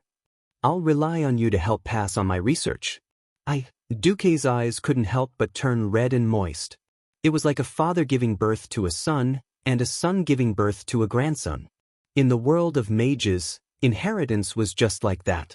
Many times, for the continuation of knowledge, many things were done without asking for anything in return. You don't have to be surprised. When you're old, you'll think the same. Alright, now that you have a very solid foundation, you can officially learn my arcane techniques from tomorrow onwards. Got it? At this moment, there was a commotion outside the room. It should be the guards and the mages on duty rushing over. Hey, Abela Norton, you old ghost, are you dead yet? If you're dead, just grunt. A rude shout came from outside the window. Flit, you're dead, but I'm not dead. Old man Norton roared back in annoyance. Very good. Then what about that little guy Duke Marcus? After a while, you'll be able to sit on the sky mage seat with him. Oh damn it. I've lived my life in vain. Right, where should I send the bill? Here or at Marcus's? We've lost a lot this time. It can't be settled without a few thousand gold coins. At the mention of a few thousand gold coins, old man Norton's head shrank. Of course it'll be handled by that kid Marcus himself. Duque was tongue-tied. The gratitude he felt from the old man not needing him to pay for the crystals was gone. What happened to the mentor taking care of everything? Give me back my gratitude. Facing Duque's aggrieved gaze, old man Norton decisively changed the subject. Right. Your foundation in arcane magic has been built very well. Now it's time to strengthen your understanding of arcane magic. Starting tomorrow, you'll come to me to learn arcane magic techniques. Alright, I'll just treat it as tuition. After this day, the entire academy knew that Duque had advanced to a 9th grade Earth Mage. All the official mages looked at Duque differently. At first, Duque didn't understand. Later, it was the old man who told him that in the world of mages, only those who could truly form a magic circuit and continuously absorb the magic power drifting in the atmosphere would be recognized as true mages. The standard of being able to cast 3 level 1 spells was purely for the convenience of determining the boundary between a mage and an apprentice. In the following days, Duque focused on learning arcane magic techniques from Old Man Norton, which was metamagic abilities. It was different from the kind of special effects that could be obtained by simply adding points in games. In a situation where even the system elf couldn't analyze it, Duque could only be like a real apprentice, constantly using his own senses to perceive. Again and again he repeated this in constant failure and practice. The number of failures was so many that Duque couldn't remember how many times he had failed. Finally, Duque succeeded. Arcane subtlety reduces your target's resistance to all your spells. The specific effect depends on whether you can grasp the target's weakness in actual combat. Arcane focus gives you a 10% chance of entering the energy-saving spellcasting state after casting any kind of damaging spell. The energy-saving spellcasting state can reduce the mana consumed by your next damaging spell by 100%. Arcane meditation allows you to maintain 15% mana recovery speed when casting spells. Just when Duque thought that his days of research would continue indefinitely, a magic imprint on his hand heated up. Chapter 56. Mage Imprint Communication was a simple means of magic communication. Anyone who knew magic could use it, but the distance of the communication depended on the spellcaster's magic cultivation. That night, Duque pretended to go to Storm Harbor to inspect the shipbuilding progress, and then came to a stone beach near the harbor. The rugged boulders hid everything well. Even if a ball was hidden here, it would not be easily seen by the naked eye. "Come out," Duque said lightly. "Master." Nagawala stacked her arms on her shoulders and bowed to Duque. "What's the matter?" Walla went straight to the point. "The Gray Scale clan is here. They have already crossed the reef sea opposite Stranglethorn Vale, and tomorrow they will reach the sea opposite Dagger Ridge, the southernmost part of the western wilderness. I have ordered the old blind man, who is entrenched in the southwest of the wilderness and the lighthouse of the western wilderness, to evacuate with his clansmen. It is expected that they will arrive at our new camp when the sun rises the day after tomorrow." At the same level, a Naga could easily deal with 10 Murlocs. It was not only a problem of combat power, but also the natural coercion of high-ranking creatures over low-ranking creatures, which would make the Murlocs unable to exert 50% of their combat power. Rashly letting the Murlocs fight would only be courting death. Duque raised his chin slightly. "You did well." Walla bowed deeply and then said, "There's more. Congratulations on your promotion, Master. As soon as I came near Storm City, I could feel the surging magic from Master in the imprint."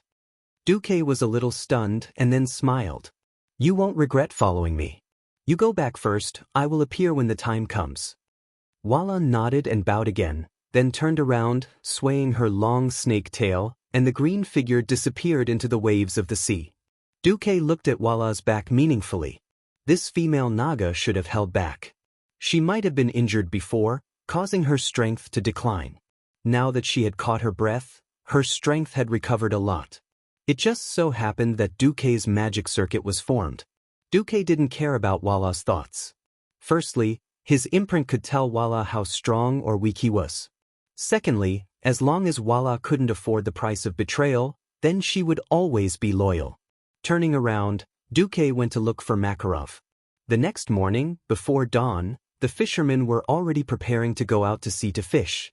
An important guest had arrived at the dock, the Earth Magician, Duke Marcus. Makarov and a dozen mercenaries followed behind Duque. There was a high platform next to the report board at the dock.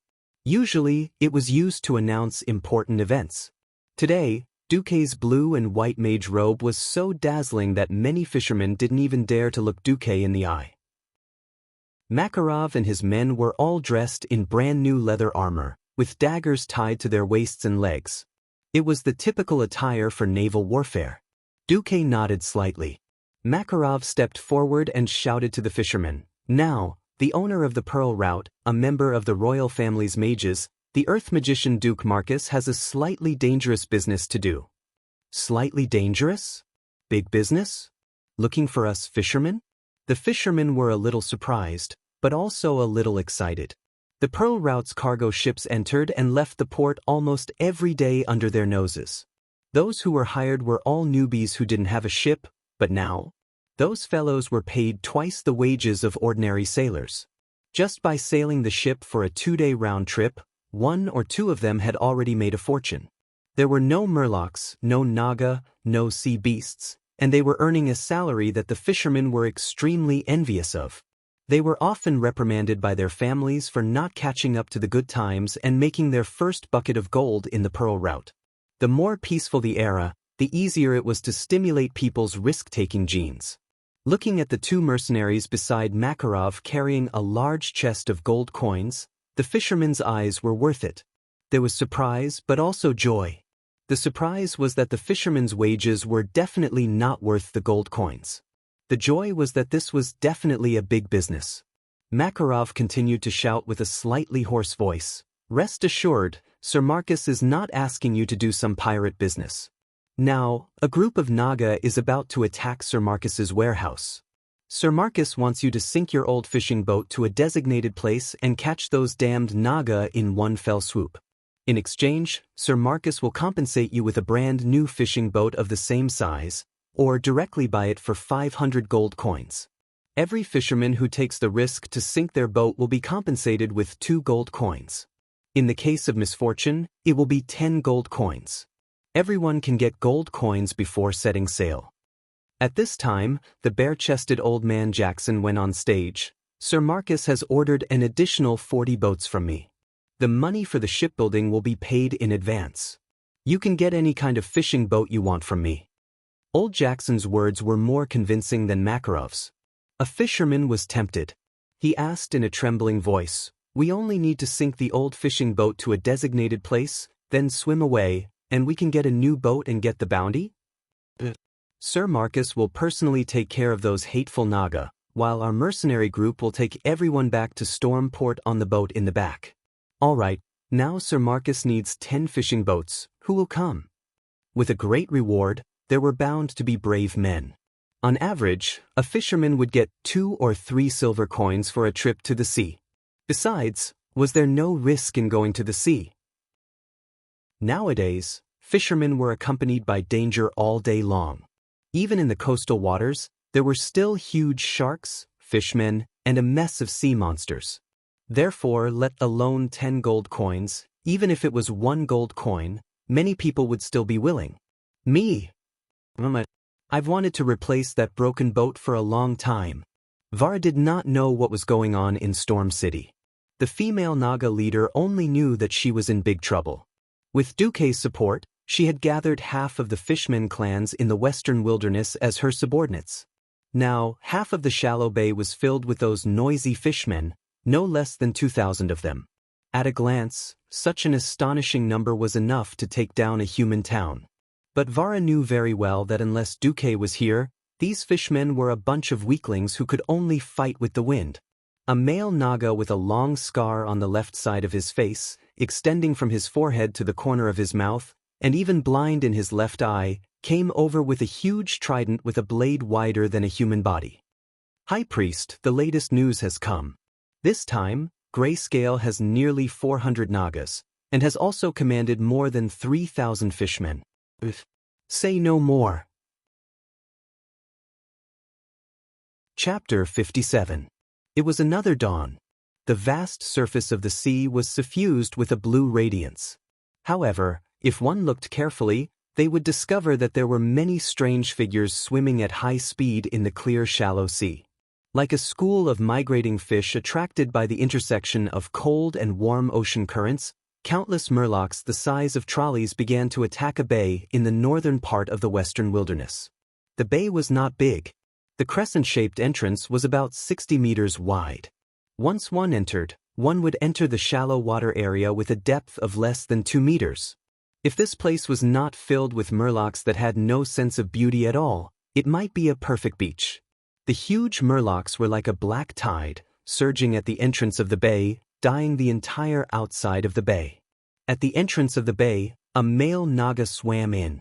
His huge snake tail swayed in the waves, supporting his majestic upper body above the water surface. Waving a trident, the strong male naga with gray scales shouted arrogantly, "Seeing that we are also from Queen Azhara, hand over the baby and the human who killed our chief warrior. The Gray Scale clan will give you a chance to put down your weapons and surrender. This is the territory of the hundred-handed death god Hugard. If the Gray Scale clan does not want to be exterminated, get lost." Vara raised his scepter high and shouted at the other party. The male naga showed a sarcastic expression. He shook his head as if he knew this would happen.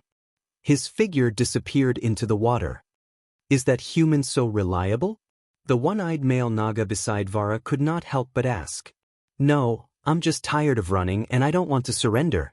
Vara turned his head and looked at his most loyal subordinate with his greenish-brown eyes. He then glanced at the newly built nest. "Gennard, if the battle is not going well, take them and leave. They are our last hope." The male naga called Gennard seemed to be reluctant, but he nodded heavily in the end. "Understood." In the distance, there was a continuous sound of water splashing, like boiling water. The black color outside the bay dyed the mouth of the bay at a speed visible to the naked eye. Then, accompanied by a series of strange squeaks unique to murlocs, the army of murlocs charged to the edge of the beach in the blink of an eye. The surging momentum was like a huge wave hitting the shore.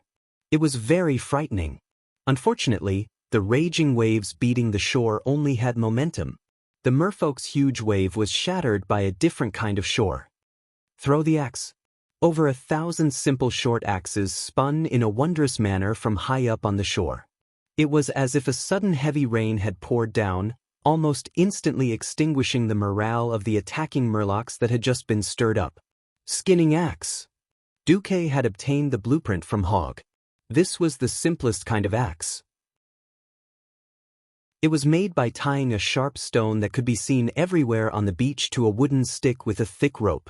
For humans, unless they were primitive people, no one would use such a crude battle axe. But for the slightly retarded murlocs, this was the best throwing weapon. The long-range attacks easily crushed the morale of the attacking fishmen. The group of fellows turned around and fled at a speed even faster than when they came. For a moment, the battle formation was in chaos. Taking advantage of this opportunity, Vara raised his scepter, and all the defending murlocs jumped into the sea one after another, fighting with the murlocs who were trying to escape. If it was a brilliant commander paired with strictly disciplined soldiers, they might be able to use the terrain to repeatedly consume the opposite side's forces, but the murlocs, well, that was the case with their retardation. Anyway, one side had to escape and the other side had to chase, so at least there would be some results. But as the Gray Scale clan became ruthless and threw a large number of male nagas into the battlefield, the situation developed in a direction that was not favorable to the Furious Scale clan. The male nagas had burly bodies comparable to trolls. When they stood up, they were easily more than 2 meters tall. Even on land, without 3 or 5 Stormwind City soldiers, they would not be able to handle them. Where there was water, they were even better at hand-to-hand combat. They waved their huge tridents, as if they were chopping melons and vegetables, easily chopping the murlocs who dared to come forward on the Furious Scale clan's side into minced meat. After a few tests, the murlocs only dared to use the skinning axe and the murloc wise's frost arrows for long-range attacks. But the effect was not great. As an aquatic race, the male naga had good ice magic resistance and extremely thick scales. Wrapped around the explosive muscles were fish scales that were comparable to armor. The murlocs' attacks could hardly hurt them at all. At this time, a female naga with gray scales all over her body appeared in the bay. "Va, I'll give you one last chance, kneel under my tail." The Naga siren who has the ability to cast spells should not die so easily. I refuse, then you can die. I will find your young females and teach them well. Ha! The Naga clan was a matriarchal clan, and the females who had the ability to cast spells were the masters.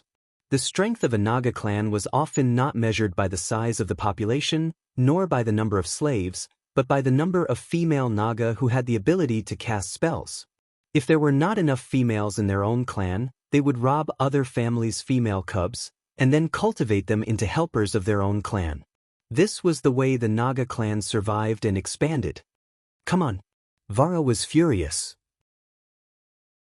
One of her arms held the scepter, and the other two suddenly pulled out 4 sharp scimitars from the scabbards behind her waist. Those were exquisite weapons that should not have come from the Naga clan. The cold light of the scimitars was reflected in the sparkling light, and the warriors of the Grayscale clan could not help but be stunned. Those were expensive weapons from the Iron Stove Castle's dwarf craftsmen. When Duque arrived, the battle had entered the most intense stage. More than half of the Grayscale clan had attacked the beach. On the beach, Vara was besieged by dozens of male Naga. Almost every moment, there were more than 10 tridents slashing at Vara, but Vara took advantage of the small gap between the different movements of the male Naga to fiercely counterattack. Every time when it was about to be hit, Vara's slightly slender upper body, with the support of the coiled snake-like lower body, swayed at high speed like a roly-poly doll and dodged the fatal attacks in an instant. The scepter kept releasing chilling ice arrows, knocking down the male Naga one by one. The 4 ferocious scimitars released a continuous stream of blade light, chopping off one thick arm after another. Her movements were so fast that she even pulled out a faint afterimage. She was so fierce, but still could not stop the balance of victory from tipping in the Grayscale clan's favor. Because the opponent's priest had not yet made a move. At this time, a clear male voice suddenly came from the mouth of the bay. I heard that you can farm monsters here. Chapter 58. Outside the bay, more than a dozen fishing boats rode the rising tide and rushed towards the mouth of the bay at high speed. They were so fast that the few scouts that the gray-scaled Nagas had set up could not react in time. All the elite warriors had been transferred into the bay, and the small number of Nagas and Murlocs left outside the bay did not even have time to react before they were defeated by Duque's magic. The fishermen fearlessly crashed into the mouth of the bay, following the tide and pulling out the plug at the bottom of the cabin with a long rope, allowing a large amount of seawater to pour into the boat. At the same time, they looked for an opportunity to jump into the sea and quickly swam back to Makarov's side. The entire process was done in one go, and it was almost completed before the Nagas realized what was going on. When more than a dozen boats completely blocked the mouth of the bay, Duque stood at the top of the largest boat and made that extremely pretentious declaration. I heard that we can farm monsters here? At first, the gray-scaled Nagas and their subordinate Murlocs did not know what it meant. As far as they were concerned, it was ridiculous to think that they could block their way out by using a few broken ships to block the entrance of the bay. But soon they could not laugh. Level 2 spell, Darsong's Cold Prison. Low-level spells also depended on who was using them. If it was the previous Duque, it would not be an exaggeration to say that he was squeezed dry n times. But now, Duque was an earth mage with a perfect, arcane circuit. Duque shouted fiercely, "Ha-dash!" A horrifying chill instantly burst out from his body. It was very difficult to simply freeze moving seawater, and Duque used a trick of using a sunken ship as a framework. The seawater that turned into ice was stuck by the sunken ship and, in turn, became the support of other ice blocks. Layers of ice were stacked on top of each other, and the entire huge ice dam was almost completed in the blink of an eye. The Nagas and Murlocs blinked and saw that Duque was already standing on top of an ice throne that was more than 3 meters above the water, looking down at the gray-scaled Nagas and Murlocs who were tossing and turning in the bay with a calm gaze. In the next moment, the iconic 108 hands of magic appeared in the void. At this moment, Duque's aura was astonishing. He was so dazzling that he was like an ice god descending from the heavens. Near the mouth of the bay, a male Naga tried to attack Duque just now, but his entire lower body was frozen. He let out bursts of low wails, and the three arms that could still move were desperately slapping the ice. Noisy! Duque raised his eyebrows coldly. One of the hands of magic in the void suddenly extended its index finger, and a maximized arcane missile accurately pierced through the male Naga's mouth and the back of its head, splashing out an arrow of blood. Naga let out the last whimper of its life. Its tall and majestic body swayed, then fell back onto the ice. There was silence on the battlefield. Everyone who witnessed this scene seemed to have forgotten about time and everything in the outside world. Makarov and the other mercenaries and fishermen subconsciously stopped what they were doing. Apart from the salty smell of the sea and the chill of the icy wind, the air in their nostrils seemed to be filled with excitement, heat, and a hint of a legend. Are all old mages this powerful? Or is it that only Sir Duke Marcus is this powerful? Even though everyone on the boat had their eyes on that ridiculously young figure, Makarov did not forget his current situation. He took a step forward and blocked Duque's line of sight from the dazed helmsman. He pulled out his dagger and swung it in the opposite direction. What are you standing there for? Turn around immediately. We'll await your triumphant return. Are you trying to shame your name by losing a fisherman?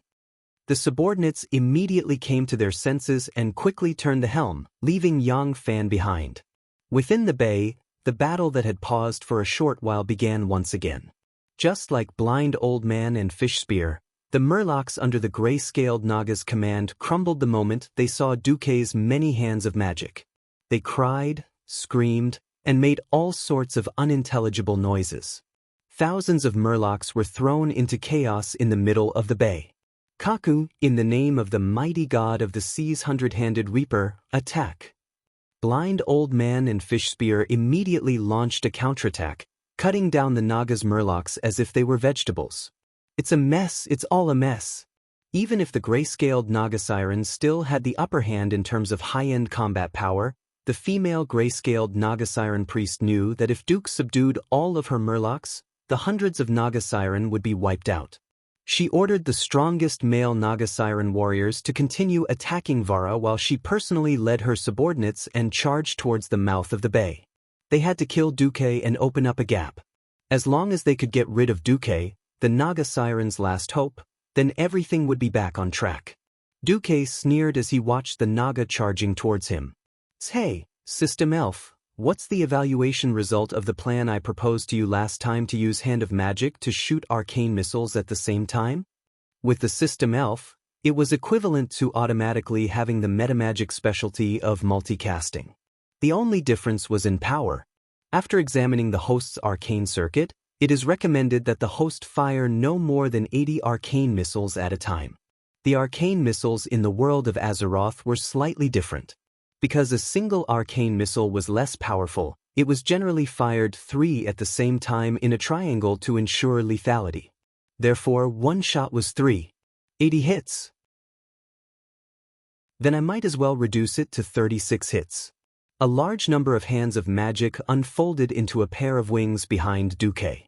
Duque raised his right hand and waved it down forcefully. As if hearing the command of their commander, the hands of magic in the void turned their wrists at the same time and fired 100 shots at the same time. The arcane energy that was the size of a fist was emitted, and the powerful and destructive energy expanded. The resulting bluish-purple light strongly stimulated the eyes of the Naga.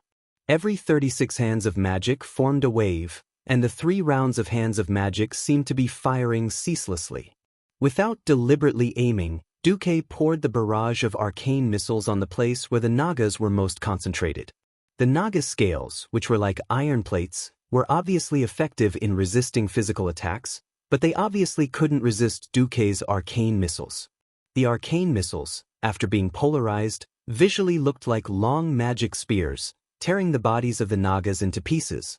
Dozens of heavy and sharp tridents were blasted into smithereens, and over 100 majestic bodies were pierced through. If the blood that was floating in the bay earlier was mostly the blood of the Murlocs, then this huge pool of blood now had a new addition, the blood of the gray-scaled Nagas. Chapter 59. At this moment, the light of the sun seemed to have dimmed, and the Nagas who were killed by Duque collapsed in the shallow water less than 1.5 meters deep. They used their corpses to form a violent psychic wave, dispelling the morale of the Murlocs dominated by the gray-scaled Nagas like a hurricane. Ha ha ha. That human is the real god of the sea, the gray-scaled Nagas are the fake messenger of the sea, we sharp-toothed Murlocs have rebelled. The betrayal of the Murlocs intensified the already chaotic situation in front of them. When the gray-scaled Naga priest found that she could no longer command any Murlocs, and thousands of Murlocs attacked the gray-scaled Nagas at the same time with their clumsy weapons, even if she was stupid, she knew that the situation was hopeless. Retreat. She wanted to lead her people to escape and go straight back to Stranglethorn Vale. But would Duque let them go? Duque himself did not realize that his black pupils were rippling with cold mockery, and he muttered to himself, "Useless guy. Slow reaction. You don't even have the qualifications to be my subordinate." Just like playing a turret defense game, Duque only needed to focus on dealing with the most threatening opponent. As for the miscellaneous soldiers, naturally the system elf would help him aim and shoot. There were many Nagas who rushed to the small iceberg at the mouth of the bay, but none could reach Duque. Suddenly, Duque was shot by frost arrows, which came from the attack of 3 gray-scaled Naga females. A faint smile appeared on Duque's face. If he was still injured by these level 1 frost arrows, without the support of metamagic abilities, it would be really embarrassing. He gathered some of his magic, raised his left hand, and an ice wall appeared in the path of the 3 frost arrows that the system calculated would have to pass. The ice arrows hit the ice wall out of thin air, and completely lost the power they should have, and even the cold air became part of the ice wall. It's my turn. Duque suddenly gathered most of his magic. The magic consumption of each arcane missile was not high, but it was different for fire spells. Fire spells had always been a big consumption of magic. Duque could take 80 arcane missiles at the same time, but he could only take 5 flame bursts. Duque's hair seemed to have been ignited from his head to his shoulders. Crimson flames rose more than 1 meter above his head. The fire magic power from the fire elemental realm gathered in front of the hand of magic in the void. Seeing the 5 huge fireballs suspended in the air, the faces of the gray-scaled Naga siren priests turned pale. They screamed and raised their magic shields. Even the most loyal male Naga siren used his huge body to block between Duque and the Naga siren priests, trying to defend their leader with their lives. So what? Under the command of the system elf, purplish-blue arcane missiles descended from the sky, all of them concentrated in one area. In the blink of an eye, the shooting line between Duque and the gray-scaled Naga siren priest was cleared. No! The Naga leader screamed and twisted her snake waist in the shallow water, trying to avoid the attack of Flame Blast. Duque laughed loudly, and a huge fireball smashed down. Watch my 5 fireballs divine sect. The Naga siren priest's speed was not slow. From the time she started to move to the time the fireball hit, she had already moved 4 meters away from her original position. However, Arcane Fire Circuit not only gave Duque abundant arcane and fire magic power, but also gave him more precise magic control ability. The high-speed fireball actually made an unscientific turn in the air, drawing a clear arc in the void. Vara, who was still in the middle of a bloody battle, was dumbfounded. He almost forgot about the battle around him. The gray-scaled Naga siren priest struggled to swim a few steps, and was hit in the face by a flame blast. The magic shield saved her life, allowing her to escape the fate of being the first to be killed. However, this only extended her life for a little longer. After the first hit, she was marked with a must-hit label. No matter how she struggled, moved, and resisted, she was still hit by the 2nd, 3rd, 4th, and 5th flame blast. The 2nd one charred her whole body. The 3rd one blew up several of her arms. The 4th one blew her waist into 2 pieces. The 5th one was actually already a corpse. Under the gaze of thousands of Murlocs and hundreds of Nagas, the dignified gray-scaled Naga siren leader and clan high priest was killed by Duque's fire magic in the shallow water area. The intense heat even evaporated all the water around the gray-scaled Naga siren priest in an instant, forming a temporary hole. After a full second, the seawater filled the hole again. At this time, Duque's fierce and domineering voice echoed throughout the bay. Who else? Who else? Come out. Even if Duque used the human language, it did not hinder the Murlocs from understanding Duque's meaning. Duque was forcing the next challenger out. Were there any more challengers? The #1 male Naga Siren warrior of the gray-scaled clan was cut into sashimi by Duque. Their chief priest had also become a roasted fish. For a moment, the whole battlefield was dead silent again. Duque's domineering and fierce eyes swept from left to right, and found that no one dared to look at him. Duque suddenly had the feeling of a max-level mage returning to the novice village to farm monsters. That's good. In the name of the hundred-handed death god, I command you, surrender to me or die. Thousands of Murlocs knelt down, calling out, Kakagao, non-stop. The symbol of submission was even translated by the system elf, and Duque didn't bother to read it. The only 2 remaining female Naga Siren priests of the gray-scaled clan put their 6 arms together and bowed. At the same time, all the surviving male Naga Siren also showed their submission. Even if Duque had the idea of taking them in before he killed the gray-scaled leader, there were still more than 100 gray-scaled male Naga Siren who were shot into meat paste by arcane missiles. Looking at the more than 280 gray-scaled Nagas, Duque suddenly had the idea of killing the gray-scaled Naga Siren leader in seconds. At this time, Vara Ringscale Avis, who was bathed in blood and had no less than 10 wounds, swam over. She also bowed deeply. Congratulations, Master. Duque glanced at her wounds. How are your injuries? Minor injuries, Vara replied faintly. Well, from now on, these gray-scaled Nagas and Murlocs will be under your command. Within a month, I want you to move everything of the gray-scaled Naga here. The clever Vara frowned. Master, why are you in such a hurry? Is something big going to happen? Was the dark portal a big deal? Of course it was. Of course, Duque couldn't tell Vara. It is indeed a big deal. Maybe in 2 or 3 years, maybe in a few months, I can't say for sure. However, this is indeed a super big deal that involves the whole world. You just have to prepare for a large-scale naval battle. Vara knew that as an outsider, she couldn't get Duque's complete trust.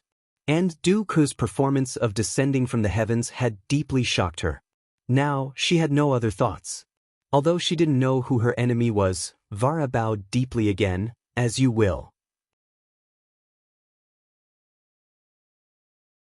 Chapter 60. It was another glorious victory. More witnesses, more spoils of war. For 3 days in a row, the corpse of the gray-scaled Naga leader and hundreds of Murlocs hung in the port of Stormwind. Most of the Naga and Murlocs within 300 nautical miles of Stormwind have been wiped out by His Excellency Duke Marcus. Fishermen, you can fish to your heart's content. If you join our Hurricane Chamber of Commerce, you will receive better protection and better profits. If you don't have a boat, we can lend it to you first.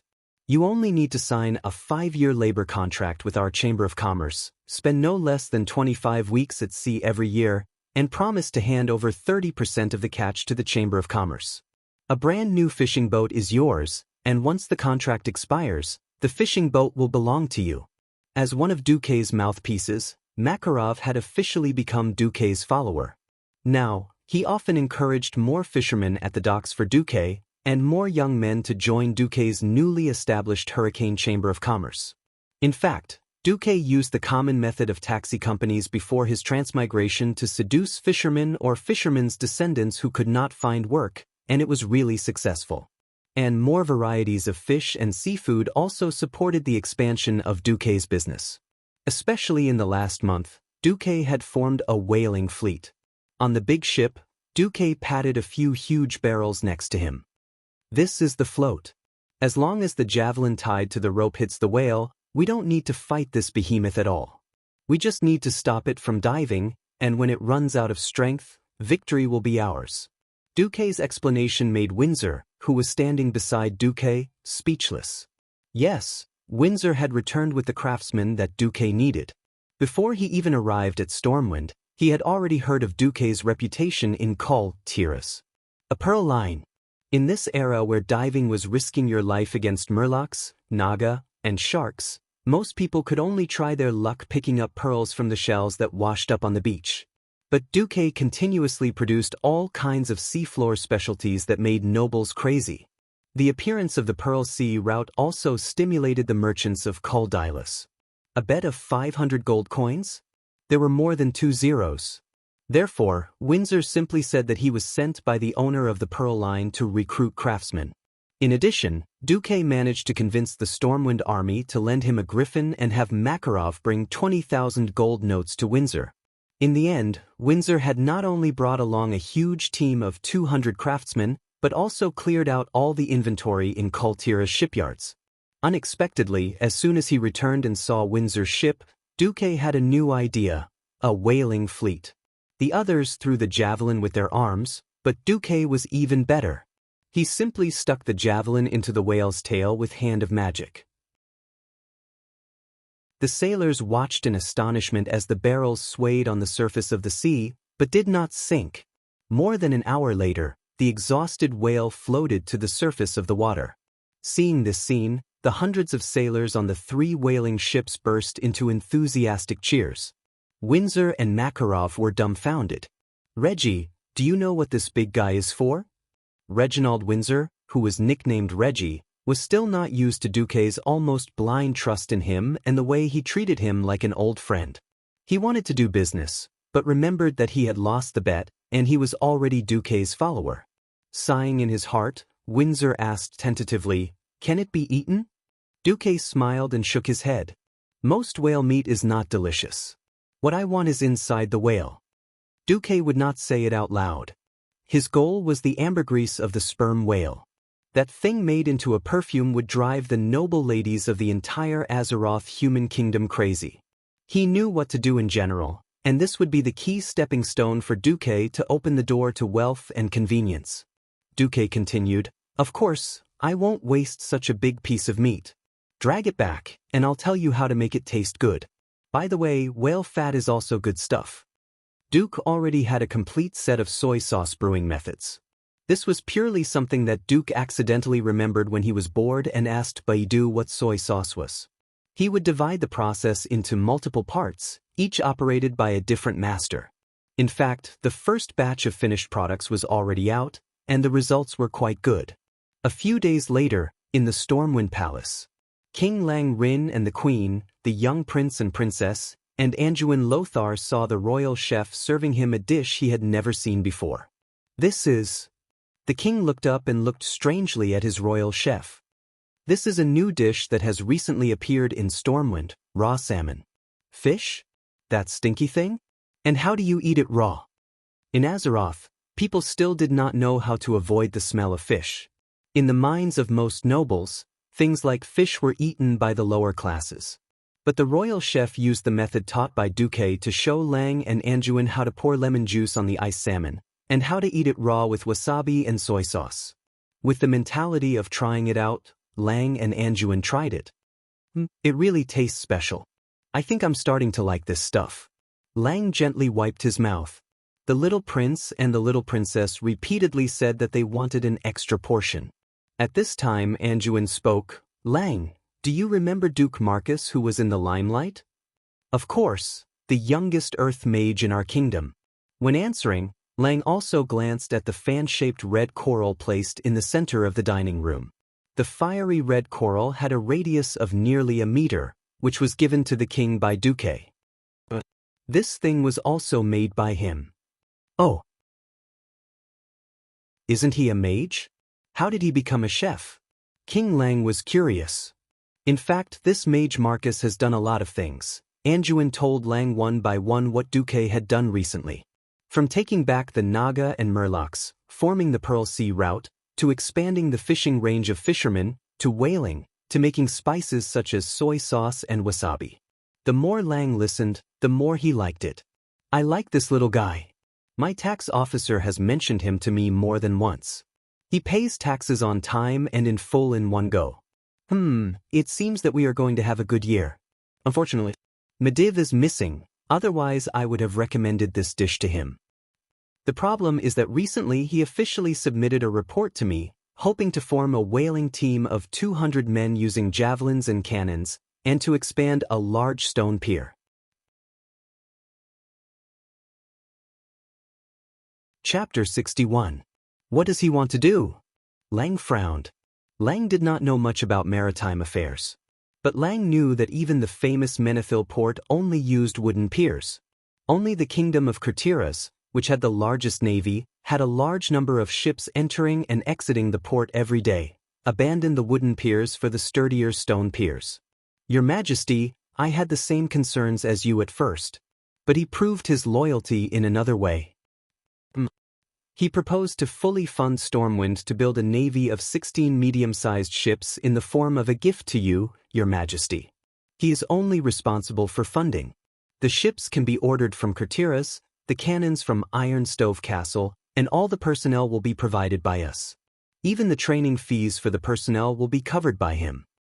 At this point, even though Anduin tried to explain the proposal in a neutral tone, he could not hide the excitement in his voice. The west side of Stormwind City was the sea. Stormwind had a long coastline, but it could not be used effectively for a long time. Building a navy that could defend the coastline of Stormwind was also one of Anduin's wishes. Lang was not a fool. Everything in front of him came too easily. It was too surreal.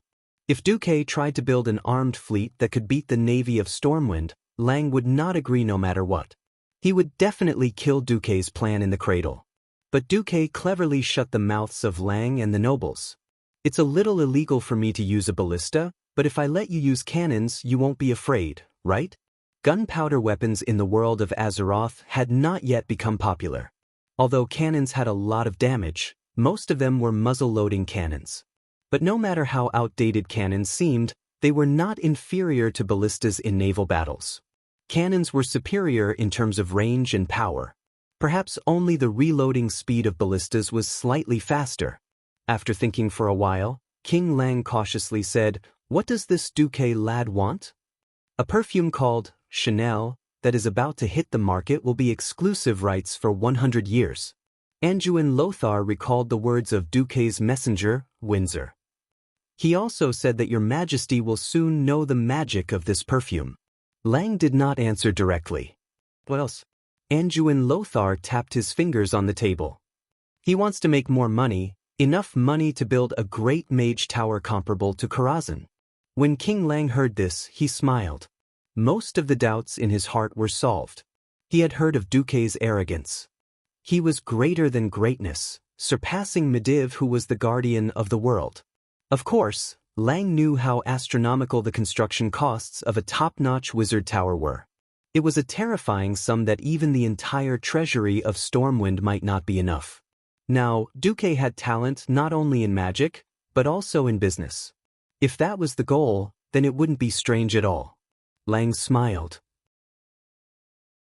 It shouldn't be a big problem. I'll think about it tonight and give you an answer tomorrow. Anduin retreated. Looking at the cluster of beautiful red coral trees, Lang turned and entered the royal study to check the documents. Before he knew it, it was late at night. Lang also felt sleepy. When he returned to the dormitory, he suddenly smelled a very elegant but relaxing scent. It was sweet, tempting, but not stimulating at all. Following the scent, Lang was surprised to find that the source of the scent was actually his lover. The queen was wearing a nightgown and lying on her side on the big bed. "Oh, my queen, you're really special tonight." Lang involuntarily rushed up and hugged the queen's slender waist. He sniffed hard, and Lang suddenly felt a warmth start to burn in his lower abdomen. "This is the new perfume I just got. Do you like it?" The queen smiled sweetly. "Oh hell no, it's great." Lang immediately understood what Anduin meant when he said, "You'll soon know the magic of this perfume," during the meal. That little fellow Duque actually knew how to bribe the queen. Lang was a little jealous. "This thing will turn all men into beasts. Then come and eat me." The queen smiled coquettishly. At this moment, Lang made a decision. That night, the great King Lang had a pleasant night. The next morning, when Anduin saw the king wearing an unseasonable high-collared shirt, Anduin immediately understood that His Majesty was trying to hide the mark of passion on his neck. "Damn it. This is the first time I hate how smart you are. The king was a little dumbfounded. Well, Your Majesty, what's your decision? I agree, but there's an additional condition. In exchange for my protection of his business, I need him to take out an additional sum of money to help repair the walls of Stormwind City. Your Majesty, your shrewdness has illuminated the entire kingdom. Anduin did not forget to show off his cleverness. I wonder who it is that asks me for money every few days to repair the walls? Lang pretended to be angry. Ha! The king and his minister laughed heartily in the palace.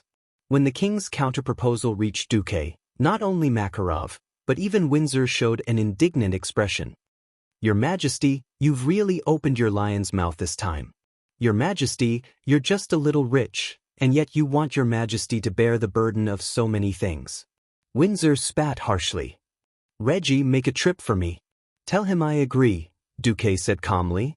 Yes, I'll help you reject. Wait, you said you agree? Even Windsor, the loyal minister of Stormwind City, opened his mouth in shock. I have as many ways to earn money as I want, but there are some things that can't be made up for once I miss it. Duque did not explain further. From the window of the small house that Anduin gave him, he looked at the buildings of Stormwind City that rose and fell along with the mountains. This was not the first time Duque had been acting mysteriously. Makarov and Windsor, who rarely interacted with mages, thought that all mages were like this. Duque did not want to explain, because no one would believe him even if he did. Stormwind City was destroyed during the first Orc invasion, and Duque had always felt that it was a pity. Because of this, there were many tragedies. It was not just this massacre, but also the tragedy of the nobles not paying for the reconstruction when Stormwind City was rebuilt. He did not know if what he was doing could change the fate of Stormwind City. But in order to make up for the regret in his heart, he tried his best to do what he could. He did not want to achieve it, but only to do it. That was why Duque was willing to be blackmailed by Lang. He was not sure if Mediv would be like history.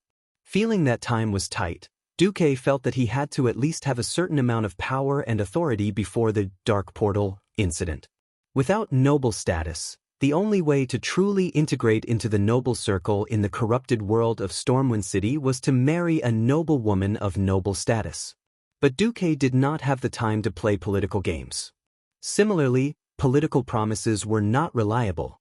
Since that was the case, if he wanted to have the authority of a chess player in the shortest time possible, he had to find another way. Now, it was clear that Duque had succeeded. Once the news spread, Duque quickly gained a new nickname, Sea King Duque. Chapter 62. The sense of crisis in Duque's heart never disappeared. It was hard to describe what kind of situation Mediv was in. When Mediv's mind was in control, he was a kind and wise person. He did his best to protect the few highest human leaders, and he believed that the interests of the kingdom would always be above everything else. For so many years, he guarded the world of Azeroth, and defeated the fierce attacks of invaders time and again. The people saw him as the indestructible guardian of Azeroth. He treated all races equally, without the slightest bit of prejudice. When he heard the legends and customs of a certain race, no matter which race the speaker was from, he would sincerely respect them and show the same strong interest in these legends and cultures from different regions. However, once Sardras gained the upper hand, Medivh's personality would change drastically. He would become gloomy and unsociable, almost unable to recognize his closest friends, and completely indifferent to strangers. He was secretive and would often suddenly go on long journeys alone.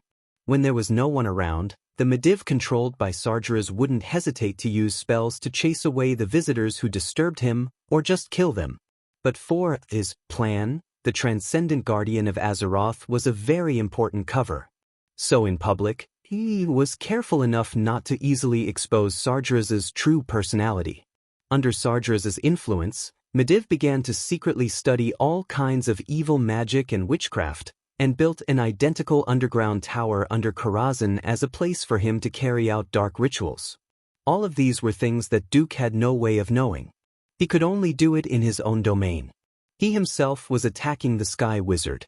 As for his 3 loyal subordinates, they were methodically preparing for war according to his instructions. Makarov almost became Duque's representative to the outside world. He was given a lot of authority to transfer gold coins, and the donations to the Stormwind Navy were almost all decided by Makarov alone. Windsor helped Duque train the sailors, and throwing javelins and operating ballistae became compulsory lessons for the sailors. On the water beside the main channel of Stormport, there were apprentice sailors sitting on small sampans all day long, practicing throwing javelins at target ships filled with straw. According to Duke's standards, one had to be able to hit 80% on a human-shaped target at a distance of 30 meters in order to be hired as an official sailor of the whaling team. As for the ballistae, they had to hit the sampans of target ships from 100 meters away to be considered qualified. This was undoubtedly a demanding requirement for the fishermen's children who had never come into contact with this field. But the high salary attracted them to join Duke's whaling fleet, no matter how hard they tried. Sea King Duque had a good reputation. Duke ordered that the parts of the whale that did not taste good be marinated with ginger and other spices, and then sold to the commoners at a low price. That low price made most of the poor people who could only eat black bread able to afford whale meat. Whale meat, which wasn't too fishy, became one of the main sources of food for the poor in Storm City. Improving their meals was originally something that the poor could only dream of, but this in turn stimulated even more commoners to join Duke's whaling fleet. With the support of sufficient funds, Storm City, which never lacked labor, launched 3 major projects at the same time. The first was to build a huge stone dock. The dock was 30 meters wide, and the farthest end was 100 meters long. The overall shape was similar to a huge king character. There were 5 such docks, which could accommodate more than 60 medium-sized ships at the same time. The second was the expansion of Storm City's military port. In consideration of the invasion of foreign enemies, the military port was built as a safe haven, with 2 huge sluices at the outermost ring. The third was the shipyard. The huge shipyard could build 3 large ships of nearly 50 meters at the same time. Of the 3 projects, the dock was the fastest to be completed. Originally, dumping stones into the sea, driving piles, and fixing the foundation of the dock were extremely time-consuming and laborious. However, a miracle happened. Every evening, when the workers finished their work, the next morning, they would find that the piles had been firmly driven into the stone seabed at the bottom of the beach. There were even people who wandered around at night who reported to the city guards that there seemed to be large creatures appearing in the water at night in Stormport. However, the guards did not receive a single report of casualties. Once, a drunkard lost his footing and fell into the sea in the middle of the night. As a result, he was sent to the beach when the tide was low. Well, it was the kind of creature that suddenly flew out of the sea, drew a parabola in the air, and then landed on the beach where there were people on the beach. The 2 old sailors looked like they had seen a ghost. Then, Windsor went to advise them, and even avoided reporting to the city guards. However, Lothar still summoned Duque once because of this. Storm City has never rejected friendly foreigners. Mr. Duke Marcus, are you sure you don't need to add some Naga names to your employee list? Sir, I don't think that's necessary for the time being. Duque replied humbly. Actually, I have a hunch that you want more than money and reputation. Lothar said calmly. What I want will not harm the interests of Storm City. On the contrary, we should be one. Time will prove everything. Duque still replied calmly. Lothar sighed. Well, it seems that you have a unique view on maritime affairs. You are much more proficient than a non-swimmer like me. The plan of the port that you submitted, all of my captains think that it is perfect. As for the design of the civil port, I will leave it to you. We are also willing to listen to your opinions on the military port. Just like that, as the designer of the new storm port, Duque was given more autonomy. First, Duque set a direction for the entire port, be it people or goods, to move clockwise. This would avoid chaos, and it would be the same if the time came. Between the military port and the civil port, Duque thoughtfully suggested to build a moat to separate the civil port for the sake of militarization and confidentiality. In addition, a large number of antlers and tall walls should be built. To the south of the military port was the civil port. All the warehouses were set between the military port and the civil port. Intentionally or unintentionally, Duque left a huge passage between the gates of Storm City and the port that could allow 100 people to walk side by side at the same time. Next to the warehouses was a 50-meter isolation belt, and then the city walls of Storm City. Inside the city walls was the newly built fish market. After all this was done, 3 months had passed. Suddenly, a new piece of news came. At the upcoming New Year's banquet, Mediv, who had suddenly returned, would attend. Chapter 63. Mediv is back? For most of the nobles and mages in Stormwind, it was not a rare thing. In fact, not many of them were overly worried. The powerful guardian of Azeroth would not be an issue of safety at all. And it was not the first time that he had disappeared without a word in recent years to travel alone. Hence, when Mediv returned, everyone's reaction was only, "Oh, he's back." Everyone's focus was on Duque. It was very simple. To everyone, Mediv was more like a mortal looking up at a glory that was above the clouds. It was something that could be seen but not reached. In the past year, all the commoners and even the nobles who were not doing well had idolized Duque, who had built everything from scratch.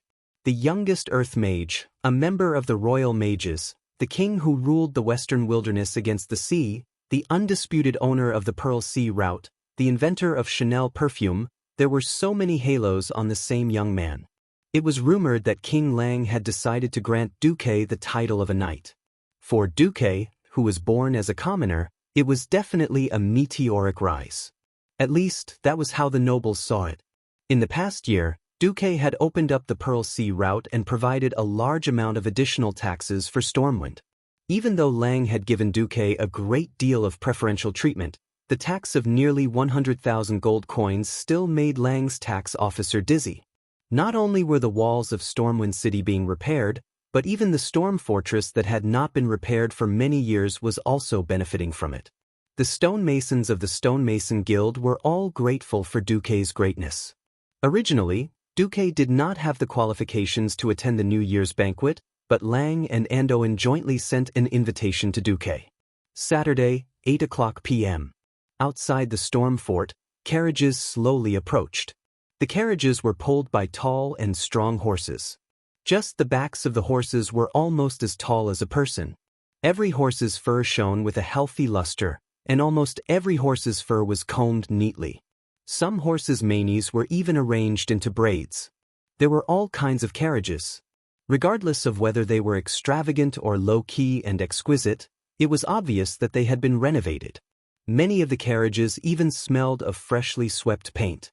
Each carriage was engraved with their family's emblem. Each emblem represented their history and glory. Under the watchful eyes of the Storm City guards in brand new armor, the well-dressed noble gentlemen and ladies came down from their carriages and walked on the long red carpet. Some entered directly under the guidance of the emissaries, but most of them greeted each other at the entrance of the majestic Storm stronghold. The small circles were obviously abnormal. "Duke Fordragon, I didn't expect you to come so early." A middle-aged man bowed to a young man with reddish-brown hair and a black tuxedo. The other nobles around him were also very respectful towards this young noble. This was because he was the head of the Fordragon family, one of the largest families in Stormwind. He had inherited the title of Duke at a young age, Bolvar Fordragon. His mother, on the other hand, was a very famous noble lady in the upper echelons of the kingdom. Bolvar returned the noble's elegant bow. "Yes, Earl Carton. I heard that we can see the Sea King Duque today, so I came early." Earl Carton couldn't help but feel a little awkward. The Brando family was his vassal, but he quickly changed the topic and talked about something else. Unfortunately, all the big topics in Stormwind recently revolved around one person, Duke Marcus. "I heard that King Rin and Lothar agreed to let Duke Marcus come to the banquet in his own special carriage.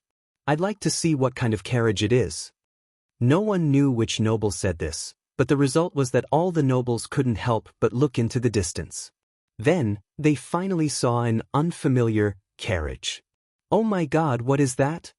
On the canal that traversed the entire inner city of Stormwind, something that was neither a ship nor a carriage floated over. It wasn't a ship because it didn't have a bow or a stern. It wasn't a carriage because it was moving on the river. If one had to say what it looked like, it was more like a palanquin. This was because it was supported by 4 huge male Nagas. On a normal day, such a strange carriage would have been attacked by Stormwind City's guards. But today, no one would attack them. This was because the carriage was also engraved with a coat of arms. It was imprinted with arcane magic, so it couldn't be counterfeited. The outer ring was a purple circle, and in the middle was a spiral lightning symbol that symbolized arcane magic. The rich arcane light showed that the owner of the carriage was sitting in the carriage. This was the coat of arms of the Royal Magic Academy's esteemed old wizard, Norton. Next to this coat of arms was a coat of arms that the nobles had never seen before. The pattern was very simple. It was a blue storm that looked like a tornado. It was carried by 4 majestic Nagas, and at the front sat a coachman wearing the standard Stormwind apprentice knight uniform. This strange carriage followed the canal and arrived in front of Stormwind's stronghold. On the small dock of the stronghold, the Nagas swayed their huge snake tails and proudly carried the carriage to the long red carpet in the stronghold's reception hall. Stormwind City's guards stood on both sides without any special expression. It was obvious that they had been informed early in the morning. Some people recognized that the coachman was the slightly famous knight candidate, Reginald Windsor. The carriage was put down gently. Windsor jumped down nimbly and opened the door. Under the watchful eyes of the nobles, a black-haired young man in a blue-white mage robe with golden edges came down first. Then he welcomed a tall, middle-aged woman in an elegant cream-colored evening gown with an impeccable posture. She had long blonde hair that was tied up behind her head.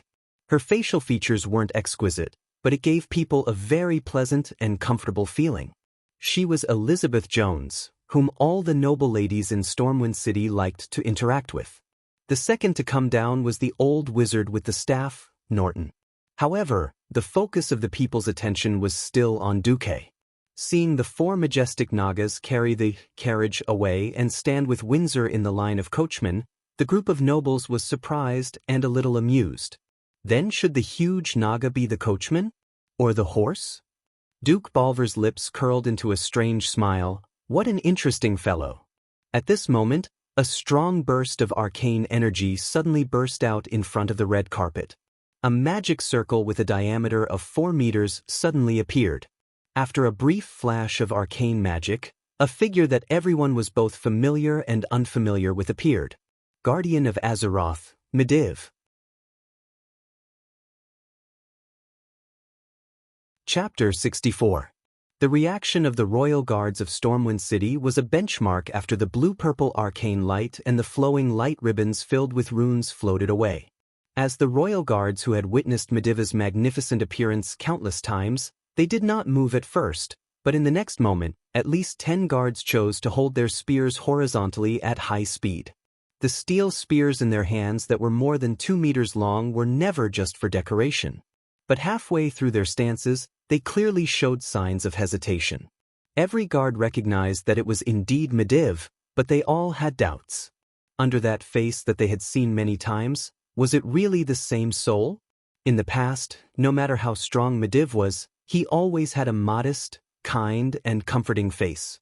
Some people even suspected that he was not a powerful mage, but an artist.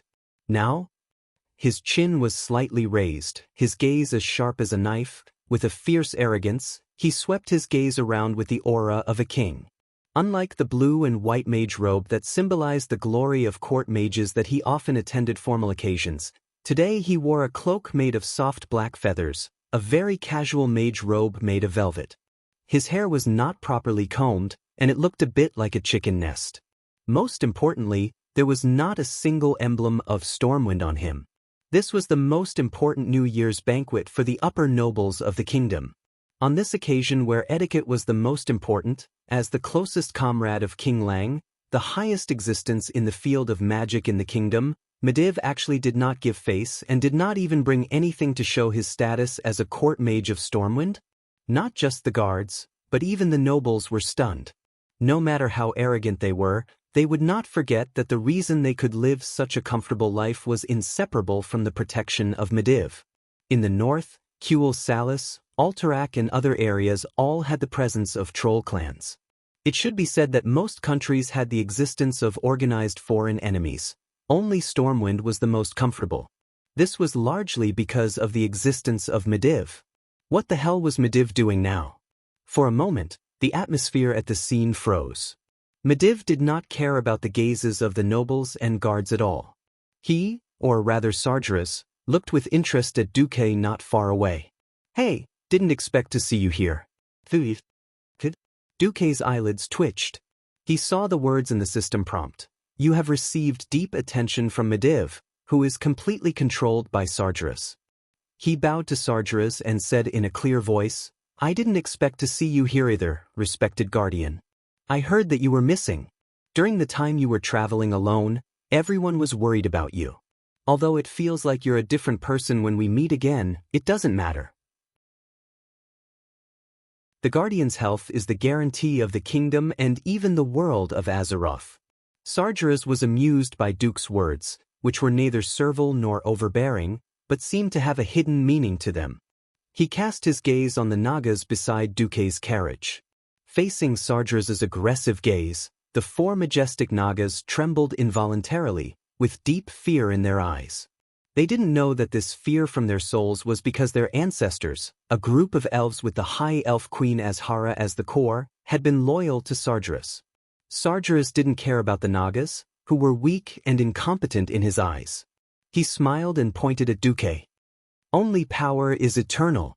It's meaningless to rely on these beast-like monsters to fight for the so-called Sea King title. As for the Nagas, I can destroy them all with one finger." Duque's hard work in the past 6 months was belittled, but Duque wasn't angry. He said pointedly, "There is nothing on this land that you can't destroy."